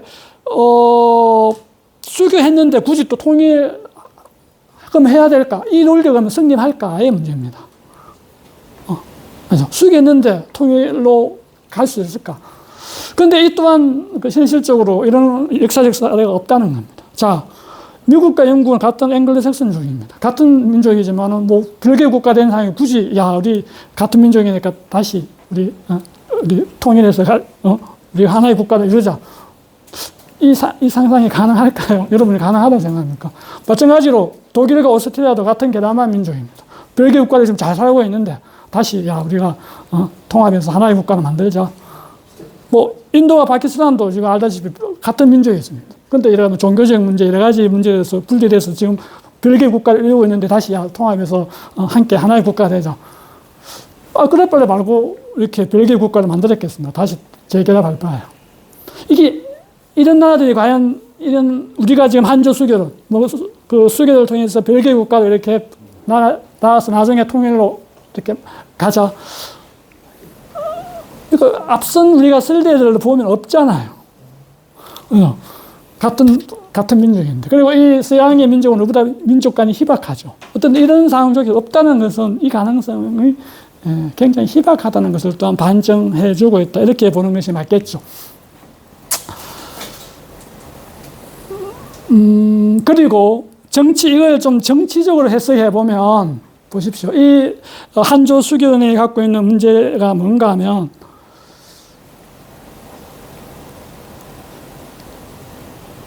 남북이 국가관계로 전환할지 말지로 이것이 아니고 미국의 이 예속되어 있는 이 주권 문제를 우리가 되찾아올 수 있는가 없는가의 그런 문제로 본다 그러면 이것이 허용되어지는 이 질서가 이 자주권이 미국에게 일정 정도의 예속되어지는 이 상태에서 남과 북이 수교를 한다. 그럼 북의 입장에서 봤을 때는 어떤 메시지가 되겠습니까? 마치 아무 실권이 없는, 권한이 없는 어떤 한, 그 오너가, 실질적인 오너를 대신해서 그 방패막이가 돼서 이렇게 협상에 우리가 노사관계에서 본다 그러면 이 문제와 똑같은 거죠. 그래서 북은 어떻게 됩니까? 이렇게 그 미국의 어떤 그런 예속되어 있는 이 우리의 자주권 문제를 남측이 스스로 해결하려는 것 없이 그냥 우리가 수교하고자 하는 것은 미국의 입장을 대변해서 너희들이 대리에서 나와서 우리하고 관계를 맺겠다. 이렇게 보기 때문에 더 어떻게 됩니까? 얼굴심만 우리가 사게 되는 그러한 어떤 상황으로 발전할 수 있다. 그렇기 때문에 이 남북 수교로는 전제는 적어도 만약에 우리가 이런 주장을 하시는 분들이 진정성 있게 주장을 하려고 하면 미국으로부터 일단 우리의 그 어떤 예속되어져 있는 여러 가지 정치, 군사, 경제적으로 예속되어져 있는 이런 상황을 좀 벗어나고자 하는 이 노력과 함께 이 주장이 이루어져야만 그나마 그래도 일만의 진정성이 있을 수 있는데 이런 것들은 무시하고 그냥 지금은 북이 그렇게 두 국가의 관계를 들고 나왔기 때문에 밀국구를 가야 된다. 그래서 수교를 가야 된다. 이렇게 논리를 일방적으로 굉장히 거칠게 전개하는 것은 굉장히 큰 문제를 갖고 있겠다. 이렇게 보여집니다. 그 다음에 평화공존원입니다.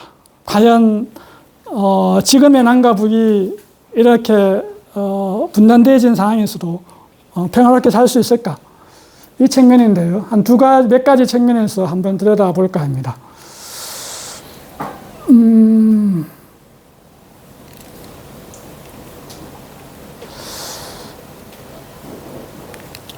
이 한미동맹 체제가 수립되지 않는 상황, 한미동맹 체제가 해체되지 않는 상황에서 과연 한반도에 이렇게 분단되어진 상황에서 평화가 올 수 있을까? 올 수 있으면 얼마나 좋겠습니까?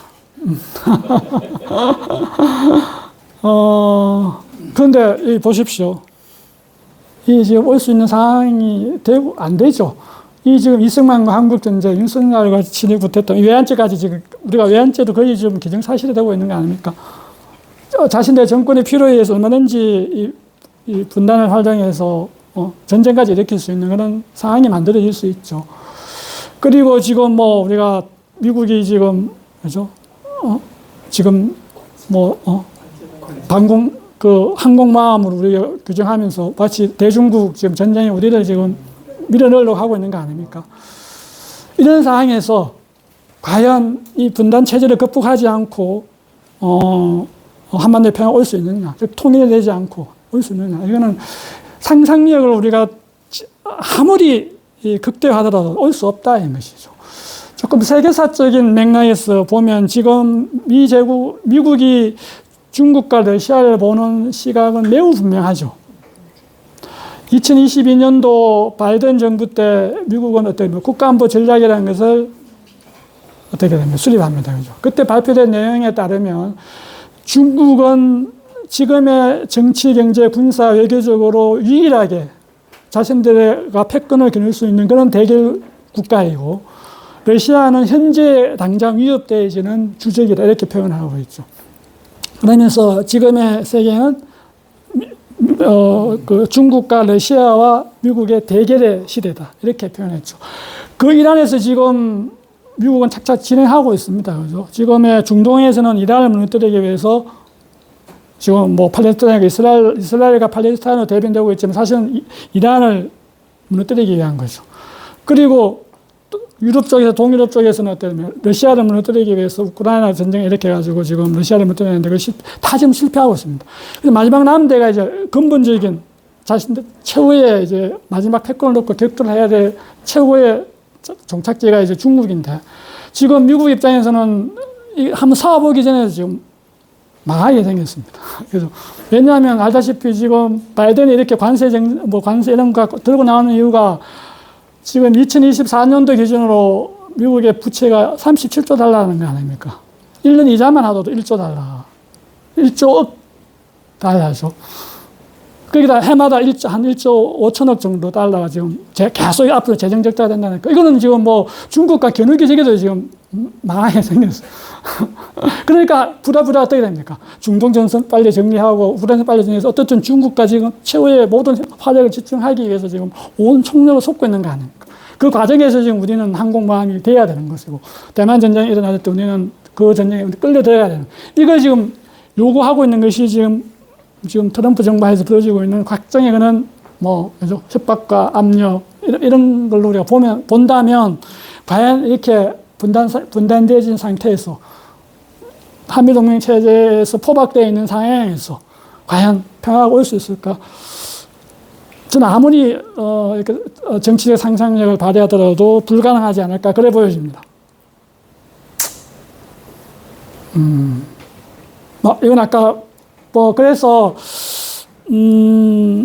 분단 평화학이라는 것은 만들어질 수가 없다. 아까, 분단 국가론이 만들어질 수 없듯이, 분단 평화학도 만들어질 수가 없다.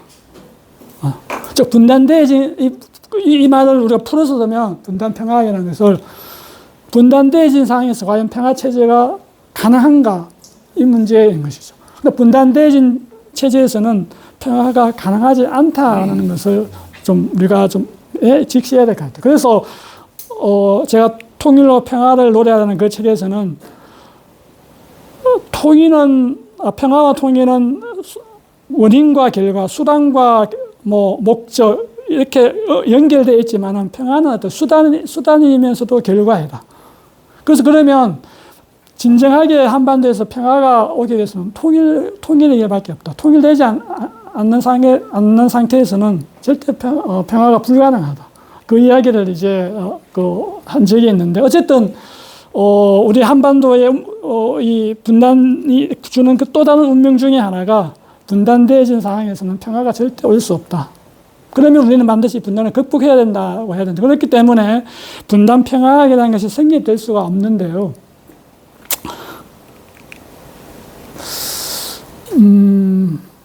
자, 북은 왜 통일을 포기하지 않으니까요.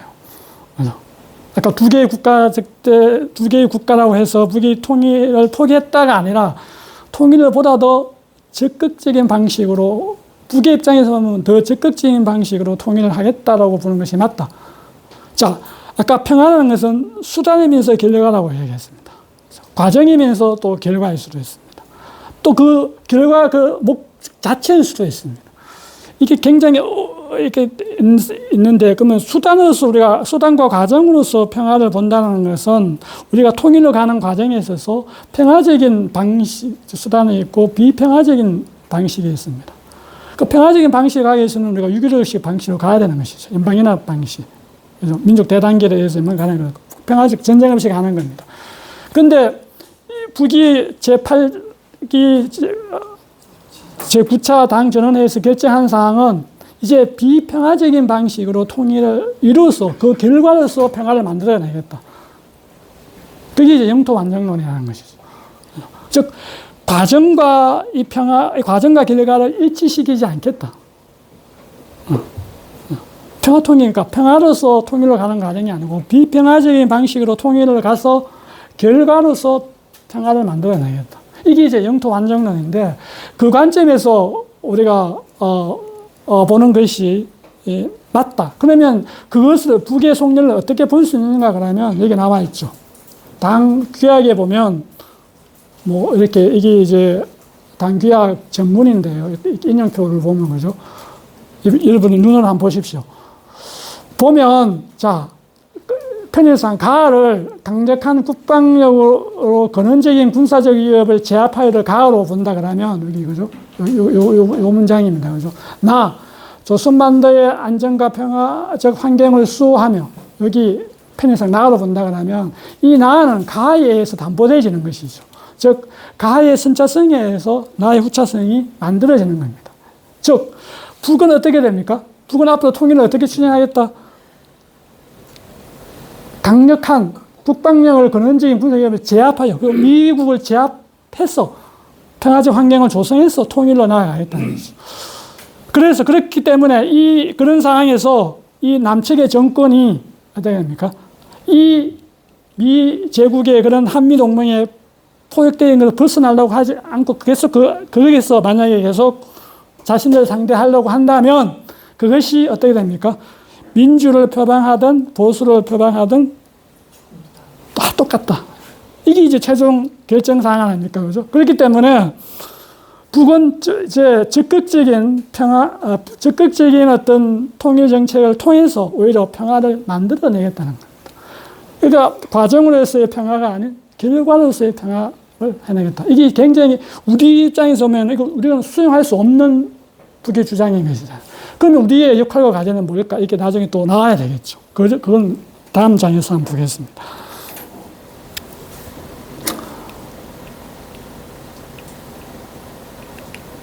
너무 시간이 많이 뺏기니까, 그죠?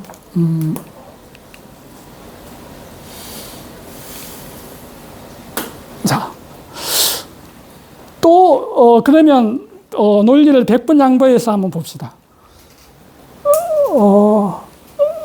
수교와 평화협정 체결이 만약에 없어서, 실제 지금 이 분단 국가론 또는 분단, 평화학, 이것이 만약에 수용된다 하더라도, 그것이 성립 가능하다 하더라도, 이 속에서 우리가 논리적으로 수용되기 위해서는 이런 지점에서 우리가 한번 생각해 봐야 된다는 것이죠.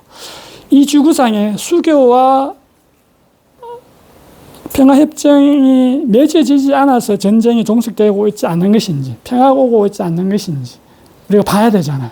그런데, 우리가 지금 겪고 있는 이스라엘과 팔레스타인의 전쟁도 평화협정이 없어서 지금 이렇게 제2의 어떤 인종청소라는 이 어떤 세계적인 낙인이 찍힐 만큼 이런 어떤 대학살이 일어나고 있느냐? 아니다는 것이죠. 분명히 오슬로 평화협정이 1994년에 맺어졌습니다. 이스라엘과 팔레스타인 간에는. 하지만 지금도 이렇게 인종청소가 이루어지고 있잖아요. 그러면 남과 북이 지금 평화협정 체결하면 그러면 전쟁이 없어진다? 또는 평화가 온다? 이것도 논리적으로 허점이 있는 것이죠. 두 번째, 지금의 우크라이나와 러시아 전쟁도 수교를 안 했으면 전쟁이 일어나나? 아니라는 거죠. 소연방이 해체되어지고, 그다음에 1994년도에 러시아와 우크라이나는 정식 외교 관계를 맺습니다. 즉, 지금 한조 수교전처럼 주장하는 것처럼 수교 관계를 맺습니다. 2014년까지 맺었고, 이후에 러시아가 어떻게 됩니까? 크림반도를 점령하고 그러면서 신나치 뭐 이런 여러 가지 동진 정책이, 유럽의 동진 정책에 의해서 지금 2022년 2월 24일 날 전쟁이 일어나죠. 즉, 수교를 안 했기 때문에 전쟁이 일어나지 않다는 겁니다. 그러니까 이건 하나의 하나의 상황을 설명하는 것은 될 수 있겠지만은 이런 제도적인 그리고 국제적인 협약 장치가 없기 때문에 전쟁이 일어나지 않는다, 평화가 오지 않는다. 이렇게 남북 관계를 단순 비교하는 것은 굉장히 지금의 어떤 복잡한 우리 지정학적 또는 여러 가지 국제 질서에 관한 어떤 힘의 역관계를 굉장히 단순화시켜서 보는 그런 어떤 오류적인 측면이 있기 때문에 이런 분단되어진 상황에서 수교를 맺고 평화협정을 맺고 이렇게 되면 평화가 유지되어질 수 있고 통일이 이루어질 수 있다. 이렇게 좀 단순화시키는 것은 좀 위험하다. 이까지 우리가 좀 봐야 되지 않을까 보여집니다. 자, 그러면 이렇게 우리가 해야 될 일입니다. 즉, 살펴본 바에 따르면 우리가 몇 가지 좀 확인돼야 될 지점이 나옵니다.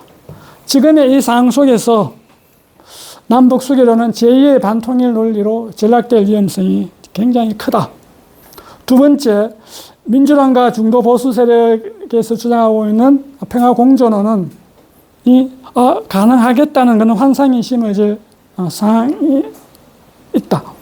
그리고 세 번째, 자주통일운동이 진행해서 만약에 이런 두 국가의 수교론이라든지 한 번도 평화 공존을 수행하게 된다 그러면 이 통일운동의 정당성과 동력이 상실되기 때문에 결과적으로 우리 민족은 영구 분단론으로 개착되는데요. 이걸 각각 한번 설명을 해보겠습니다. 자, 수교론이 갖는 주장은, 핵심 주장은 이런 것들입니다. 언뜻 보면 내용을 보면 한 5가지가 있는데요. 내용을 보면은 이제껏 우리가 통일운동을 해왔던 주장과 별 차이는 없습니다. 하지만 결정적인 차이가 2가지가 발생하는데요. 하나는 한반도 근본 문제 해결의 평화체제 수립, 특히 수교 문제로 접근해서 미제국의 한반도 지배 전략을 합리화시켜준다는 것입니다. 자, 미국이 지배하고 있는 한반도에서도 수교가 가능하다. 근데 가능하지 않잖아요. 그리고 마치 또 수교만 되면 평화가 저절로 온다. 아까 저절로 오지 않잖아요. 그러니까 이런 문제에 대해서 우리가 눈 감아버려서는 안 된다는 것이죠. 그래서 이 첫 번째 이 인식은 결국 2번째 결과로 우리가 나타나는데요. 한미동맹 체제에서는 우리는 영구 불가능한 자주 독립 국가로 우리는 계속, 그러니까 미국의 지배를 우리는 당연시 하는, 마치 우리가 조선시대 때 제조 지원했듯이, 명나라에 대해서 항상 사대하고 제조 지원했듯이 항상 우리는 미국을 숙리 지원하면서 항상 떠받들면서 살아야 되는 이런 어떤 불구의 자주 독립 국가가 되는 이런 어떤 국가로 영구히 전락되기 때문에 이 한조 수교로는 굉장히 많은 문제가 있고 이걸 절대 허용해서는 안 된다. 이 측면을 이야기하고요. 2번째, 평화공존론입니다. 이 평화공존의 환상이 심어지면 안 되는 이유가 나와 있듯이 이겁니다. 평화공존론은 우리가 미소 간의 관계를 설명할 때 만들어진 체제 이론이죠. 이것을 우리가 국내에 김상준 교수라 최장재 교수가 들고 나가면서 이게 민주당의 이제 정강 정책에 반영되게 되는데요. 이것을 가장 잘 묘사해주고 있는 워딩이 문재인 대통령의 워딩을 보면 알 수 있습니다. 남북이 함께 살든 따로 살든 서로 간섭하지 않고 서로 피해주지 않고 함께 번영하며 평화롭게 살 수 있게 만들어야 한다. 그래서 또 다른 문재인 대통령의 워딩을 한번 볼까요? 이거는 한국전쟁 70주년 기념사에서 연설한 내용입니다. 평화를 통해 남북 상생의 길을 찾아낼 것이라면서 통일을 말하기 전에 먼저 사회주의 이웃이 되자. 전형적인 이 평화공존론이죠. 근데 평화공존론이 가능하지 않다는 것은 아까 앞에서 이야기 많이 했죠. 그래서 마치 남과 북이 주한미군과 함께 평화롭게 공존이 가능하다는 이런 잘못되어지는 환상이 심어질 수 있죠. 근데 과연 주한미군과 함께 이렇게 평화롭게 살 수 있을까요? 불가능하죠. 이 첫째 인식으로부터 한반도의 근본 문제를 회복시킨다. 어떻게?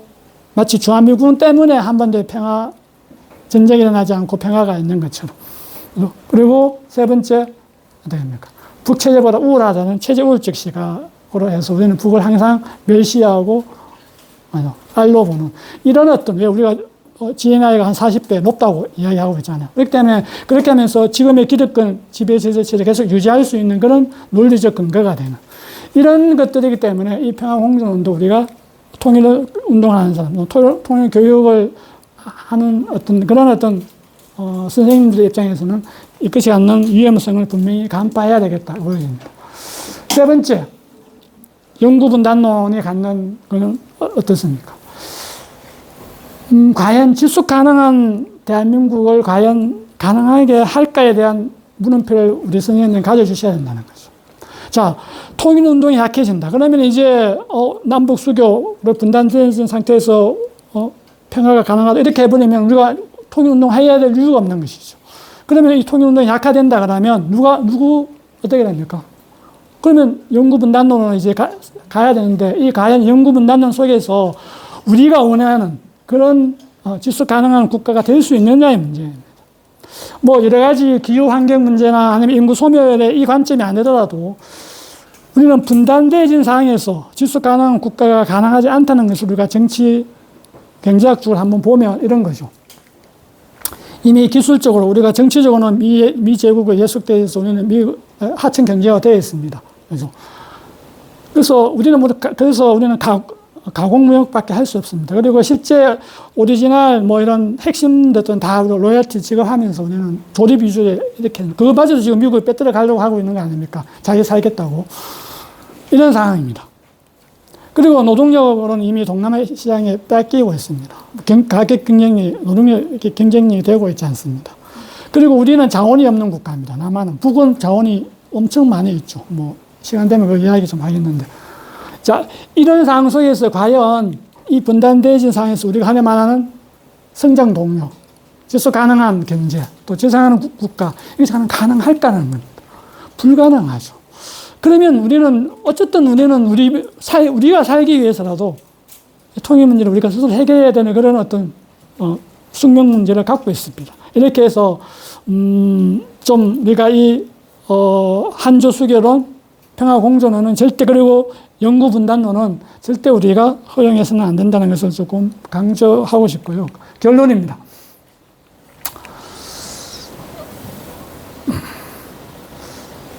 앞선 그런 제7기, 제8기 9차 당 전원회의 때 우리가 그것을 정치적으로 해석해서 이렇게 좀 정립시키려면 이 세 가지로 분명해집니다. 그래서 북은 남쪽에 그 제8기 9차 당 전원회의와 그리고 2024년 1월 달에 시정연설을 통해서 이 세 가지 정치적인 메시지를 분명하게 보냈다고 보는 것이 맞을 것인데요. 첫 번째가 남쪽의 민주당 정권 정도의 수립만으로는 평화적 이행 경로로서 통일 수립은 불가능하다는 메시지를 보냈다고 보는 것이 첫 번째고요. 두 번째로 한반도에서 전쟁은 반드시 일어난다는 정세 인식관을 드러냈고요. 세 번째는 세계는 미 제국의 일곱 패권이 무너지고 다극 질서 체제로 전환해서 자주화된 시대로 나아가고 있다. 그러면 이 각각의 이런 인식을 하게 된 근거들을 한번 찾아보겠습니다. 첫 번째입니다. 뭐 민주를 표방하던 보수에 탈했었던 조금도 다를 바 없다 했기 때문에 민주당은 기대를 접었다 이렇게 보는 게 맞겠죠, 그죠? 그래서 지금 이재명 정부가 그런 비본질적인 정치 군사적 문제가 아닌 이 곁다리 문제를 아무리 건드려봐야 그는 원래 그렇게 했어야 되는 거였어. 이렇게 무시할 수밖에 없는 그 지금의 상황도 바로 이 인식 속에서 연장되어 있다. 이렇게 봅니다. 두 번째.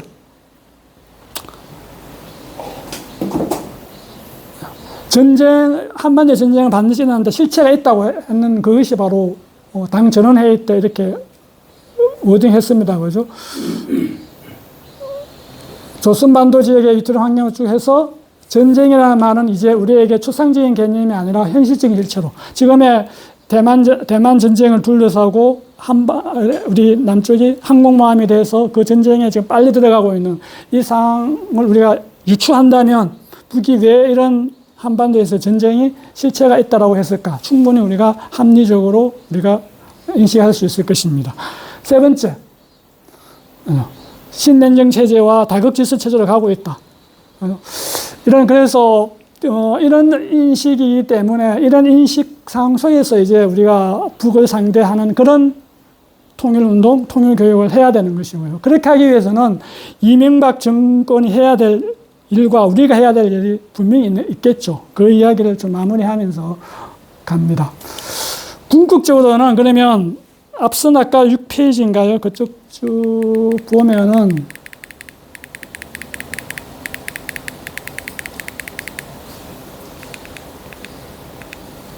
우리가 전쟁이 일어나지 않고 통일이 되기 위해서는 통일을 할 수밖에 없는 상황 속에서 전쟁의 방식이 아닌 평화적 방식으로 통일되기 위해서는 남측에 이런 정권이 들어서는 길밖에 없겠죠.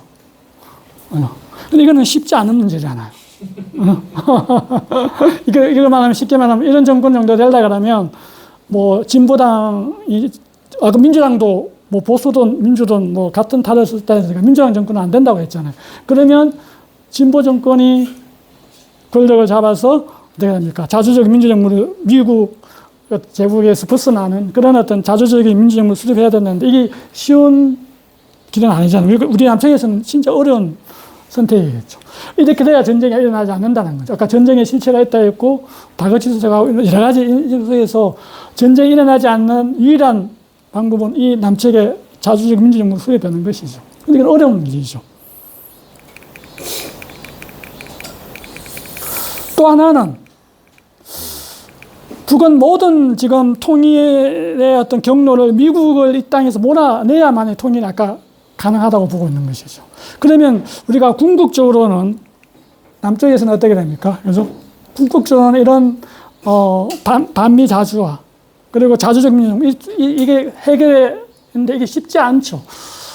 자, 이거는 우리의 지속적인 해야 되는 이제 우리가 일관되게 해야 될 하나의 역할인 것이고, 그러면 어쨌든 지금의 이재명 정부가 들어섰습니다. 그럼 이재명 정부가 뭘 할 수 있어? 그걸 어떤 이런 방향으로 갈 수 있게끔 우리가 강제해내는 역할을 우리는 또 해야 되겠죠. 그 측면에서 그러면 우리가 이재명 정권에게 요구할 수 있는 그런 어떤 정책적인 좀 상상력을 한번 보겠습니다. 먼저 북적대하지 않기 정책을 좀 이재명 정부는 좀 해줘야 되겠죠. 우리가 통일의 대상은 북인데 대상에 대해서는 너무 북을 모른다는 것이죠. 근데 모르면서 통일하자. 이것도 좀 웃긴 거 아니에요. 설령 알고 있더라도 굉장히 왜곡되어진 북을 알고 있다는 것이죠. 그럼 적어도 우리가 북에 대해서 정확한 인식을 하는 것 정도는 이거는 뭐 미국에 우리가 비록 예속돼 있고 또는 이재명 정부가 한계가 있다 하더라도 이런 것은 할 수 있겠죠. 좀 마음만 먹는다는. 그리고 주저할 때 우리가 바깥에서 시민사회가 또는 좀 압박도 하고 좀 이렇게 요구도 한다 그러면 충분히 가능한 지점이 있겠죠. 그렇게 해서 북에 대해서 정확하게 있는 그대로의 북을 좀 알아가는 것. 이 자체가 통일운동과 통일교육과 맥이 서로 상승작용할 수 있는 그런 좀 계기점이 되기 때문에 이재명 정부가 이런 북을 적대하지 않기 위한 그런 좀 정책을 펼 수 있도록 그런 좀 통일 기준을 잡을 수 있도록 해내는 역할을 우리가 좀 해내야 되겠다. 그러기 위해서는 내용적으로 보면 몇 가지가 있죠. 이런 뭐 시민 사회와가 연계해서 평화통일 교육의 플랫폼으로 좀 활용하는 이런 좀 정책적 구상을 이재명이 좀 해줘야 되는 거. 그리고 또 하나는 어떻게 됩니까? 뭐 통일부 교육부 민주평등예술혁명에서 방공교육이 아닌 통일교육으로 좀 전환해서 좀 여러 가지 평생교육적 차원에서 또 학교 제도 교육 차원에서 이게 좀 통일교육이 될 수 있도록. 우리는 통일을 이야기하면서 우리는 방공교육만 바라봤지 않습니까? 그러니까 실제 통일을 원하면서 방공교육을 했다. 이거는 통일을 하지 말자는 것과 똑같았다는 것이죠. 그렇다 그러면 이걸 좀 일치시켜줘야 될 필요가 있겠다. 그래서 그런 것들을 어쨌든 우리가 국민주권 정부를 하니, 그리고 스스로 국민주권답게 노력을 하고 있으니 이걸 좀 우리가 그렇게 강제하는 역할을 우리가 충분히 할 수 있지 않을까 보여집니다. 그 다음에 두 번째로 6.25 전쟁론이 아닌 한국전쟁론을 정립해라. 6.25 전쟁의 핵심은 거죠. 북을 악마하기 위해서 만들어진 거죠. 제가 그 대학에서 평화 수업을 하는데요. 이 지구상에서 날짜 개념으로 전쟁 네이밍을 하는 국가는 우리 대한민국밖에 없습니다. 펠로폰네소스 전쟁, 그 다음에 또 뭐 종교 전쟁, 뭐 아까 러시아 우크라이나 전쟁, 다 그 전쟁의 성격을 갖고 명칭을 드러냅니다. 전쟁학 교본에 보면 다 그렇게 설명하고 있고, 실제 날짜 갖고 뭐 전쟁 이렇게 정의하지는 않죠. 근데 우리는 어떻게 됩니까? 6월 20일 날 날짜 갖고 6.25 전쟁. 이거는 유일하게 이렇게 하는 이유가 뭔가 하면 북을 악마하게 해서 하는 거죠. 북에서 남침이라는 것을 해서. 그러면서 우리는 통일하자. 말이 안 되는 거죠. 그래서 전쟁의 시어는 그날 요시 땅 해가지고 총 먼저 쏜 사람에서 일어납니까? 우리가 알다시피 뭐 1945년에서 48년에서 50년에서 2년 동안에는 약 800개, 뭐 비공식적으로는 수천의 서로 교전이 일어났는데 그 당일날 북이 먼저 설령 총을 쐈다 하더라도 그거 갖고 전쟁의 성격을 이야기할 수는 없는 것이죠. 그래서 어쨌든 이런 6.25 전쟁론이 아닌 북을 악마하기 위해서 만들어진 이 유교 전쟁론이 아닌 이 통일 전쟁론, 국제전, 이런 어떤 전쟁의 성격을 명확히 드러내는 그런 한국 전쟁론으로 이렇게 해서 뭔가 교육이 이루어질 수 있도록, 그리고 전쟁론이 좀 이야기를 해줄 수 있도록, 이런 좀 사회적 분위기와 학술적인 이런 연구들이 병대해야 되겠다. 그리고 이 종편에서 나와서 뭐 탈북자에 나와서 하는 이걸 좀 뭔가 좀 검증을 해서 뭔가 좀 제대로 이런 것들 우리가 요구할 수 있고, 또 우리가 충분히 이재명 정부에게 요청할 수 있는 그런 일들이겠죠. 그 다음에 앞서 이야기했듯이 어떻게 됩니까? 적대적으로 우리가 마주했던 이 근본적인 이 적대하지 말아 했잖아요. 동족을 적대하지 말아 했잖아요. 그러면 하지 않기 위한 그런 실효적인 조치들을 우리가 몇 가지는 우리 이재명 정부에게 요구할 수 있겠죠. 뭐 이런 것들입니다. 대한민국에 있는 헌법에 영토 조항을 삭제하고, 그리고 국가반복 철폐하고. 영토 조항이 있는 국가가 많을까, 영토 조항이 없는 국가가 많을까요? 없는 국가? 실제 영토 조항은 다 국가가 거의 대부분 갖고 있습니다. 그런데 어떤 영토 조항을 갖고 있느냐가 문제인 것이죠. 근데 없는 국가도 있습니다. 주로 왜냐면 성문헌법 말고 뭐라 하죠? 불문헌법이라네요. 주로 영국이나 뭐 뉴질랜드, 이런 주로 불문헌법이고, 관서법을 주로 채택하고 있는 국가들은 주로 영토 조항이 없어요. 근데 성문헌법을 갖고 있는 우리 뭐 대부분의 이제 국가들은 다 성문헌법일 건데, 갖고 있는 국가 중에서도 명시적으로 영토 조항이 없는 국가도 있습니다. 미국도 명시적으로 연방헌법에는 영토 조항이 없습니다. 일본도 영토 조항이 없습니다. 그냥 법률로 이렇게 조치를 해놓고 있는 것이지. 그리고 영토 조항을 규정을 해놓는다 하더라도 우리처럼 이렇게 한반도 부술 도수로 한다. 그래서 영해, 영공, 뭐 이렇게 하잖아요. 영토 이렇게 해서 뭐 11위 이렇게 규정하고 이렇게 해놓은 국가는 거의 없습니다. 주로 국가 주권이 미치는 걸로 한다. 뭐 이렇게 그냥 추상적으로 이렇게 하고 있지. 딱 이렇게 뭐 딱 지정해가지고 이렇게 하는 것입니다. 그 조항을 없애야 하는 거예요. 어쨌든 지금 우리는 헌법 제3조에 한반도와 그 부속 도서도 한다 이래 했잖아요. 그렇게 생각하면 북이 어떻게 됩니까? 우리가 미수복한 우리 땅이 되어야 되는 것이죠. 그리고 반국가 단체가 지금 점령하고 해서 있는 그런 어떤 미수복돼지 땅이기 때문에 북한이 남쪽이 북쪽, 그래서 북한이 되는 겁니다. 어쨌든 그런 것들이 이제 없어진다 그러면 우리가 북을 당신들을 적대하지 않다는 것을 실효적으로 보여주는 것이기 때문에 이런 영토 조항이라든지 국가보안법 이런 걸 폐지하면 그런 것들 북에서 호응할 수 있는 그런 좀 최소한의 어떤 조건들이 마련되어질 수 있다. 뭐 그런 것들. 그다음에 뭐 이런 뭐 대북 확성기라든지 뭐 대북 방송 송출 이런 거는 잘한 일이긴 하지만 그걸 넘어서서 9.19 남북 군사합의서 자체를 완전 복원하고 더 나아가서는 불평등한 한미 동맹체제를 해체하는, 그것을 실질적으로는 한미합동 군사훈련, 뭐 군작전권 해서 이런 것들이, 이건 굉장히 우리 국민주권 정부를 하더라도 힘들죠. 우리 압박하지 않으면 이재명 정부가 쉽게 할 수 없는 것 때문에 어쨌든 우리가 할 수 있는 것만이라도 좀 해낼 수 있게끔 우리가 많이 노력을 해야 되겠다, 이렇게 보여집니다. 그리고 또 다른 한 측면에서 남북 기본 합의서입니다. 북이 가장 뭔가 합의하더라도 이렇게 불안한 것이 정권이 바뀌면 이게 뭐 계속 바뀌는 거니까요. 그죠? 이행이 안 되는 것이니까. 그렇다 그러면 이것에 대한 불가역성을 담보해줘야 된다. 즉, 바뀌지 않는다. 정권이 바뀌더라도 우리가 지킨 선언은 우리가 지킬 수 있다. 지켜나간다. 이런 것도 보여줘야 되는데, 우리가 민주당 정권 때는 했다가, 빨간 정권 들서는 못하고, 이런 어떤,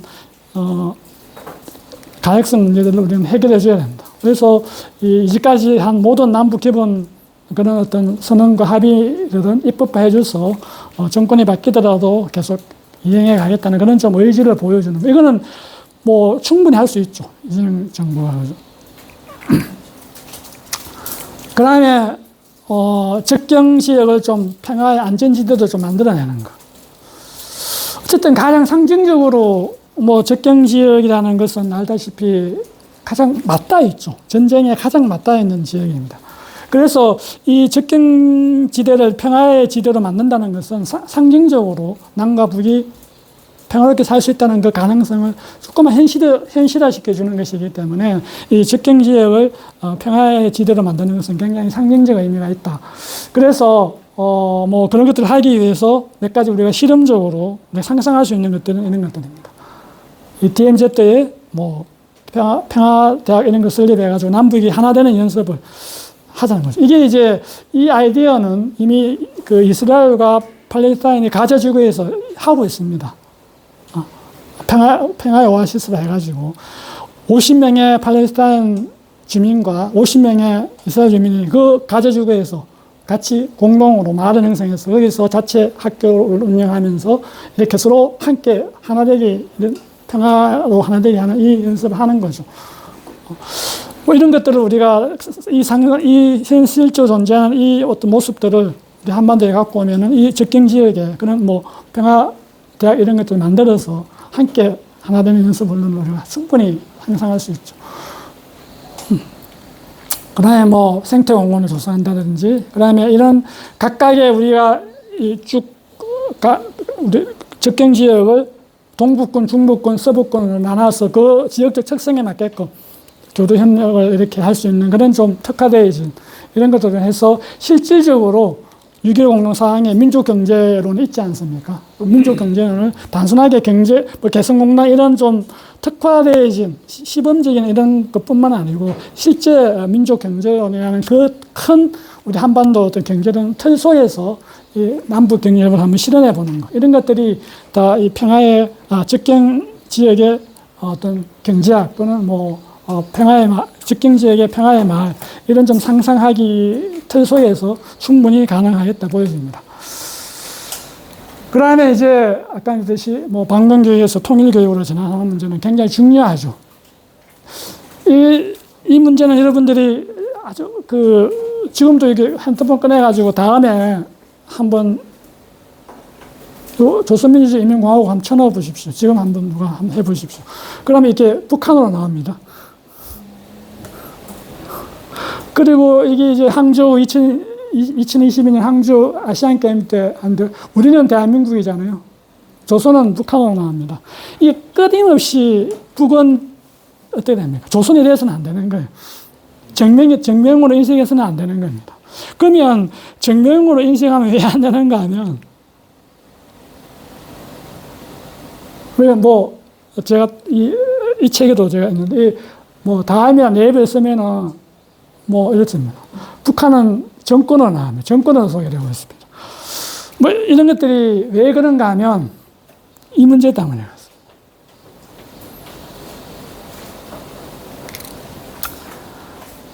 그러니까 왜 조선이 북한으로 돼야 되는가 하면 조선으로 인식하게 되면 북의 이미지가 이렇게 형상화될 수 있습니다. 근데 북한으로 인식돼야만 이렇게 형상이 됩니다.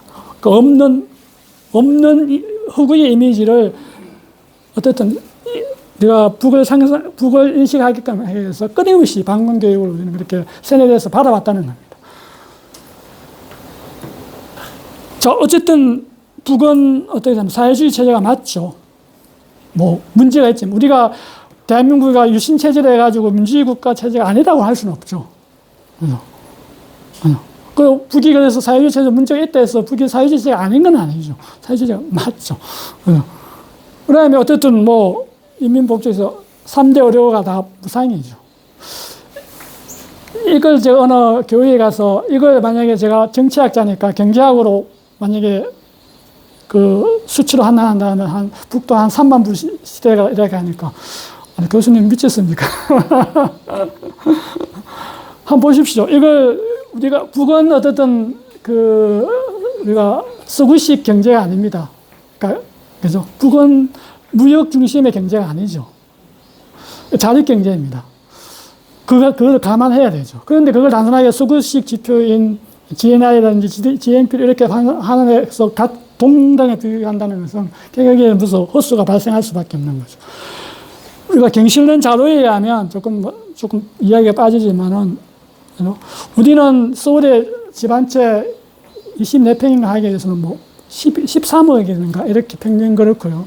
그다음 대학까지 보내기 위해서는 3억의 비용이 들어가고, 그다음에 평생 의료하기 위해서는 평생까지 그 산출하니까 매덕 이래서 한 20매덕이 우리 들어온대요. 근데 이걸 북에서 다 공짜 주잖아요. 어쨌든. 그럼 우리가 그걸 서구식 지표인 뭐 이렇게 지표로 환원하면은 뭐 몇만 불이 되지 않을까요?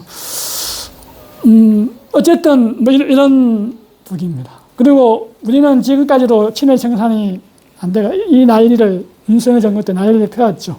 근데 어쨌든 100% 완벽하게 친일 문제 청산해서 자주를 딱 못 모도 고다. 배고파도 우리는 자주 문제만큼 포기할 수 없다. 이게 확고하게 국가의 정체성으로 확립되어 있는 국가이잖아요. 그러면서 지금은 핵을 가지면서 전략국가까지 위해서 이런 북의 모습을 보지 못하기 위해서 끊임없이 북한이란 허구의 가상의 국가, 없는 국가를 만들어서 그걸 지금의 국가 이미지와 같이 이렇게 비치시키려고 하는 그 방공경험을 받아왔다는 거예요. 이 속에서 우리가 한번 만약에 진짜 북이 이런 국가의 모습이라 그러면 과연 이 세습을 통해서 80년 동안에 이 북이 이렇게 존속해 왔을까? 저는 그걸 이렇게 비유적으로 이렇게 많이 강연 다닐 때 이렇게 표현합니다. 이 지구상에 우리가 손가락 꼽히는 독재자들이 있죠. 히틀러, 무솔로니, 뭐 루마니아 차우스스쿠, 우리 대한민국의 박정희. 히틀러는 약 13년간밖에 히틀리즘이 13년밖에 존속 못했습니다. 33년에서 45년까지. 그리고 무솔리니의 파시즘은 약 20년 정도 되죠. 22년에서 43년까지 21년이네요. 그 다음에 루마니아 차우세스쿠는 약 15년. 박정희는 어떻습니까? 유신은 어떻습니까? 61년부터 79년이니까 약 18년. 아무리 총칼로 억압해도 이 역사적 정명 속에서는 독재는 한계가 있고 망한다는 거죠. 그럼 북은 80년 동안 지금 독재를 하고 있는데 망하지 않았다. 그러면 이 부분을 좀 우리가 들여다봐야 되는 거죠. 근데 이 부분을 들여다보면 어떻게 됩니까? 우리는 북보다 체제 우월하고 40배 더 잘 산다고 해놨는데 그 후보가 무너지잖아요. 기득권층은 그게 좀 두려운 것이죠. 그러니까 이 통일교육이 될 수가 없는 겁니다. 그래서 방공개혁, 그래서 통일하자면서도 그 역행하는 방공개혁이 될 수밖에 없는 거죠. 이렇게 해서는 아구가 안 맞으면은, 이렇게 아구가 안 맞는 상황에서는 어떻게, 우리의 손은 아무리 통일이고, 뭐, 통일하자고 해봐야 통일이 될 수가 없는 거죠. 그래서 여러분은 반드시 통일교육을 해야 된다. 어떤 통일 선생님들이시니까, 특히.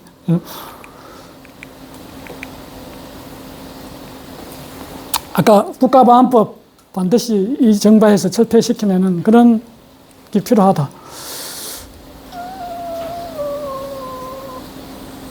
당신들은 우리 국가의 반란 세력들입니다 하면서 대화하자, 교류하자, 협력하자, 화해하자. 과연 이게 먹힐 수 있을까? 이 문제이기도 하죠. 또 한편 이걸 우리가 학술적 용어에는 검은양 효과라고 합니다. 희기 때문에 양이 아니죠. 양이기 때문에 힐 수도 있고 검을 수도 있습니다. 근데 우리는 어떻게 생각합니까? 양은 다 희다고 생각해요. 99마리, 100마리 중에 99마리가 희죠. 실제 양은 보통 대부분. 근데 검은 양도 있습니다. 없는 게 아니죠. 왜? 희기 때문에 양이 아니듯이 검대에서 양이 아닌 건 아니죠. 근데 우리는 다 양은 희다고 생각하는 거예요. 똑같다는 거죠. 국가보안법이 바로 이 검은 양 효과에 우리에게 주입한다는 거예요. 왜? 99명이 다 어떻습니까? 북은 악마로 인식해야 되고, 나쁘다, 독재국가, 이렇게 인식해야 되는데, 혼자 북은 아니야 해보면, 어떻게 됩니까? 왕따 당하잖아요. 그 질서에 못 살잖아요. 그러니까 두려운 것이죠. 알면서도 그 90암만이 무리에 그냥 섞여 있어야 되는 거예요. 자, 이 자기 검열, 이 용기를 없애버리는 게 바로 이 국가보안법이죠. 그러니까, 그렇기 때문에 이 국가보안법이 존재하는 한, 뭐 다 하시는 이야기겠지만은, 어떻게 됩니까? 통일교육은 이루어질 수 없고, 북바다 알기도 참 힘들고, 그죠? 북적대하지 않기도 참 힘들고, 그래서 국가보안법 철폐는 이런 여러 가지 측면에서, 이런 반드시 철폐돼야 되는 그런 좀, 중요한 사안이잖아요. 그래서 이재명 정부에 할 수 있죠. 뭐, 이건 법률적 사항입니다. 국회의원 과반수로는 통과되는데, 왜 안 할까? 이것도 우리가 한번 좀 생각해 봐야 되는 문제인 거죠. 뭐, 어쨌든, 이렇게 해서, 오늘 뭐, 시간을 넘기면서까지 조금 그런 북이 왜 적대적 두 국가 관계를 들고 나왔고, 또 우리가 왜 이런 그 진위를 그래서 정확히 보고, 왜 우리가 한조 수교론, 또 평화 공존론, 이런 좀 환상에 빠지지 않고, 우리 민족은, 통일을 통해서, 국가의 어떤 지속성과 우리 민족의 미래, 이런 것들이 있다. 특히, 통일교육을 또 가르치는 우리 선생님들이기 때문에 더더욱 그런 한조 수교론이라든지 남북 평화공존론, 이런 좀 환상과 섣부른 기대에 갖지 않고 좀 정확한 관점과 입장에서 통일교육을 좀 일선에서 좀 해주시기를 바라는 그런 어떤 취지에서 좀 긴 이야기들을 좀 많이 했습니다. 예, 제 이야기를 마치겠습니다. 고맙습니다.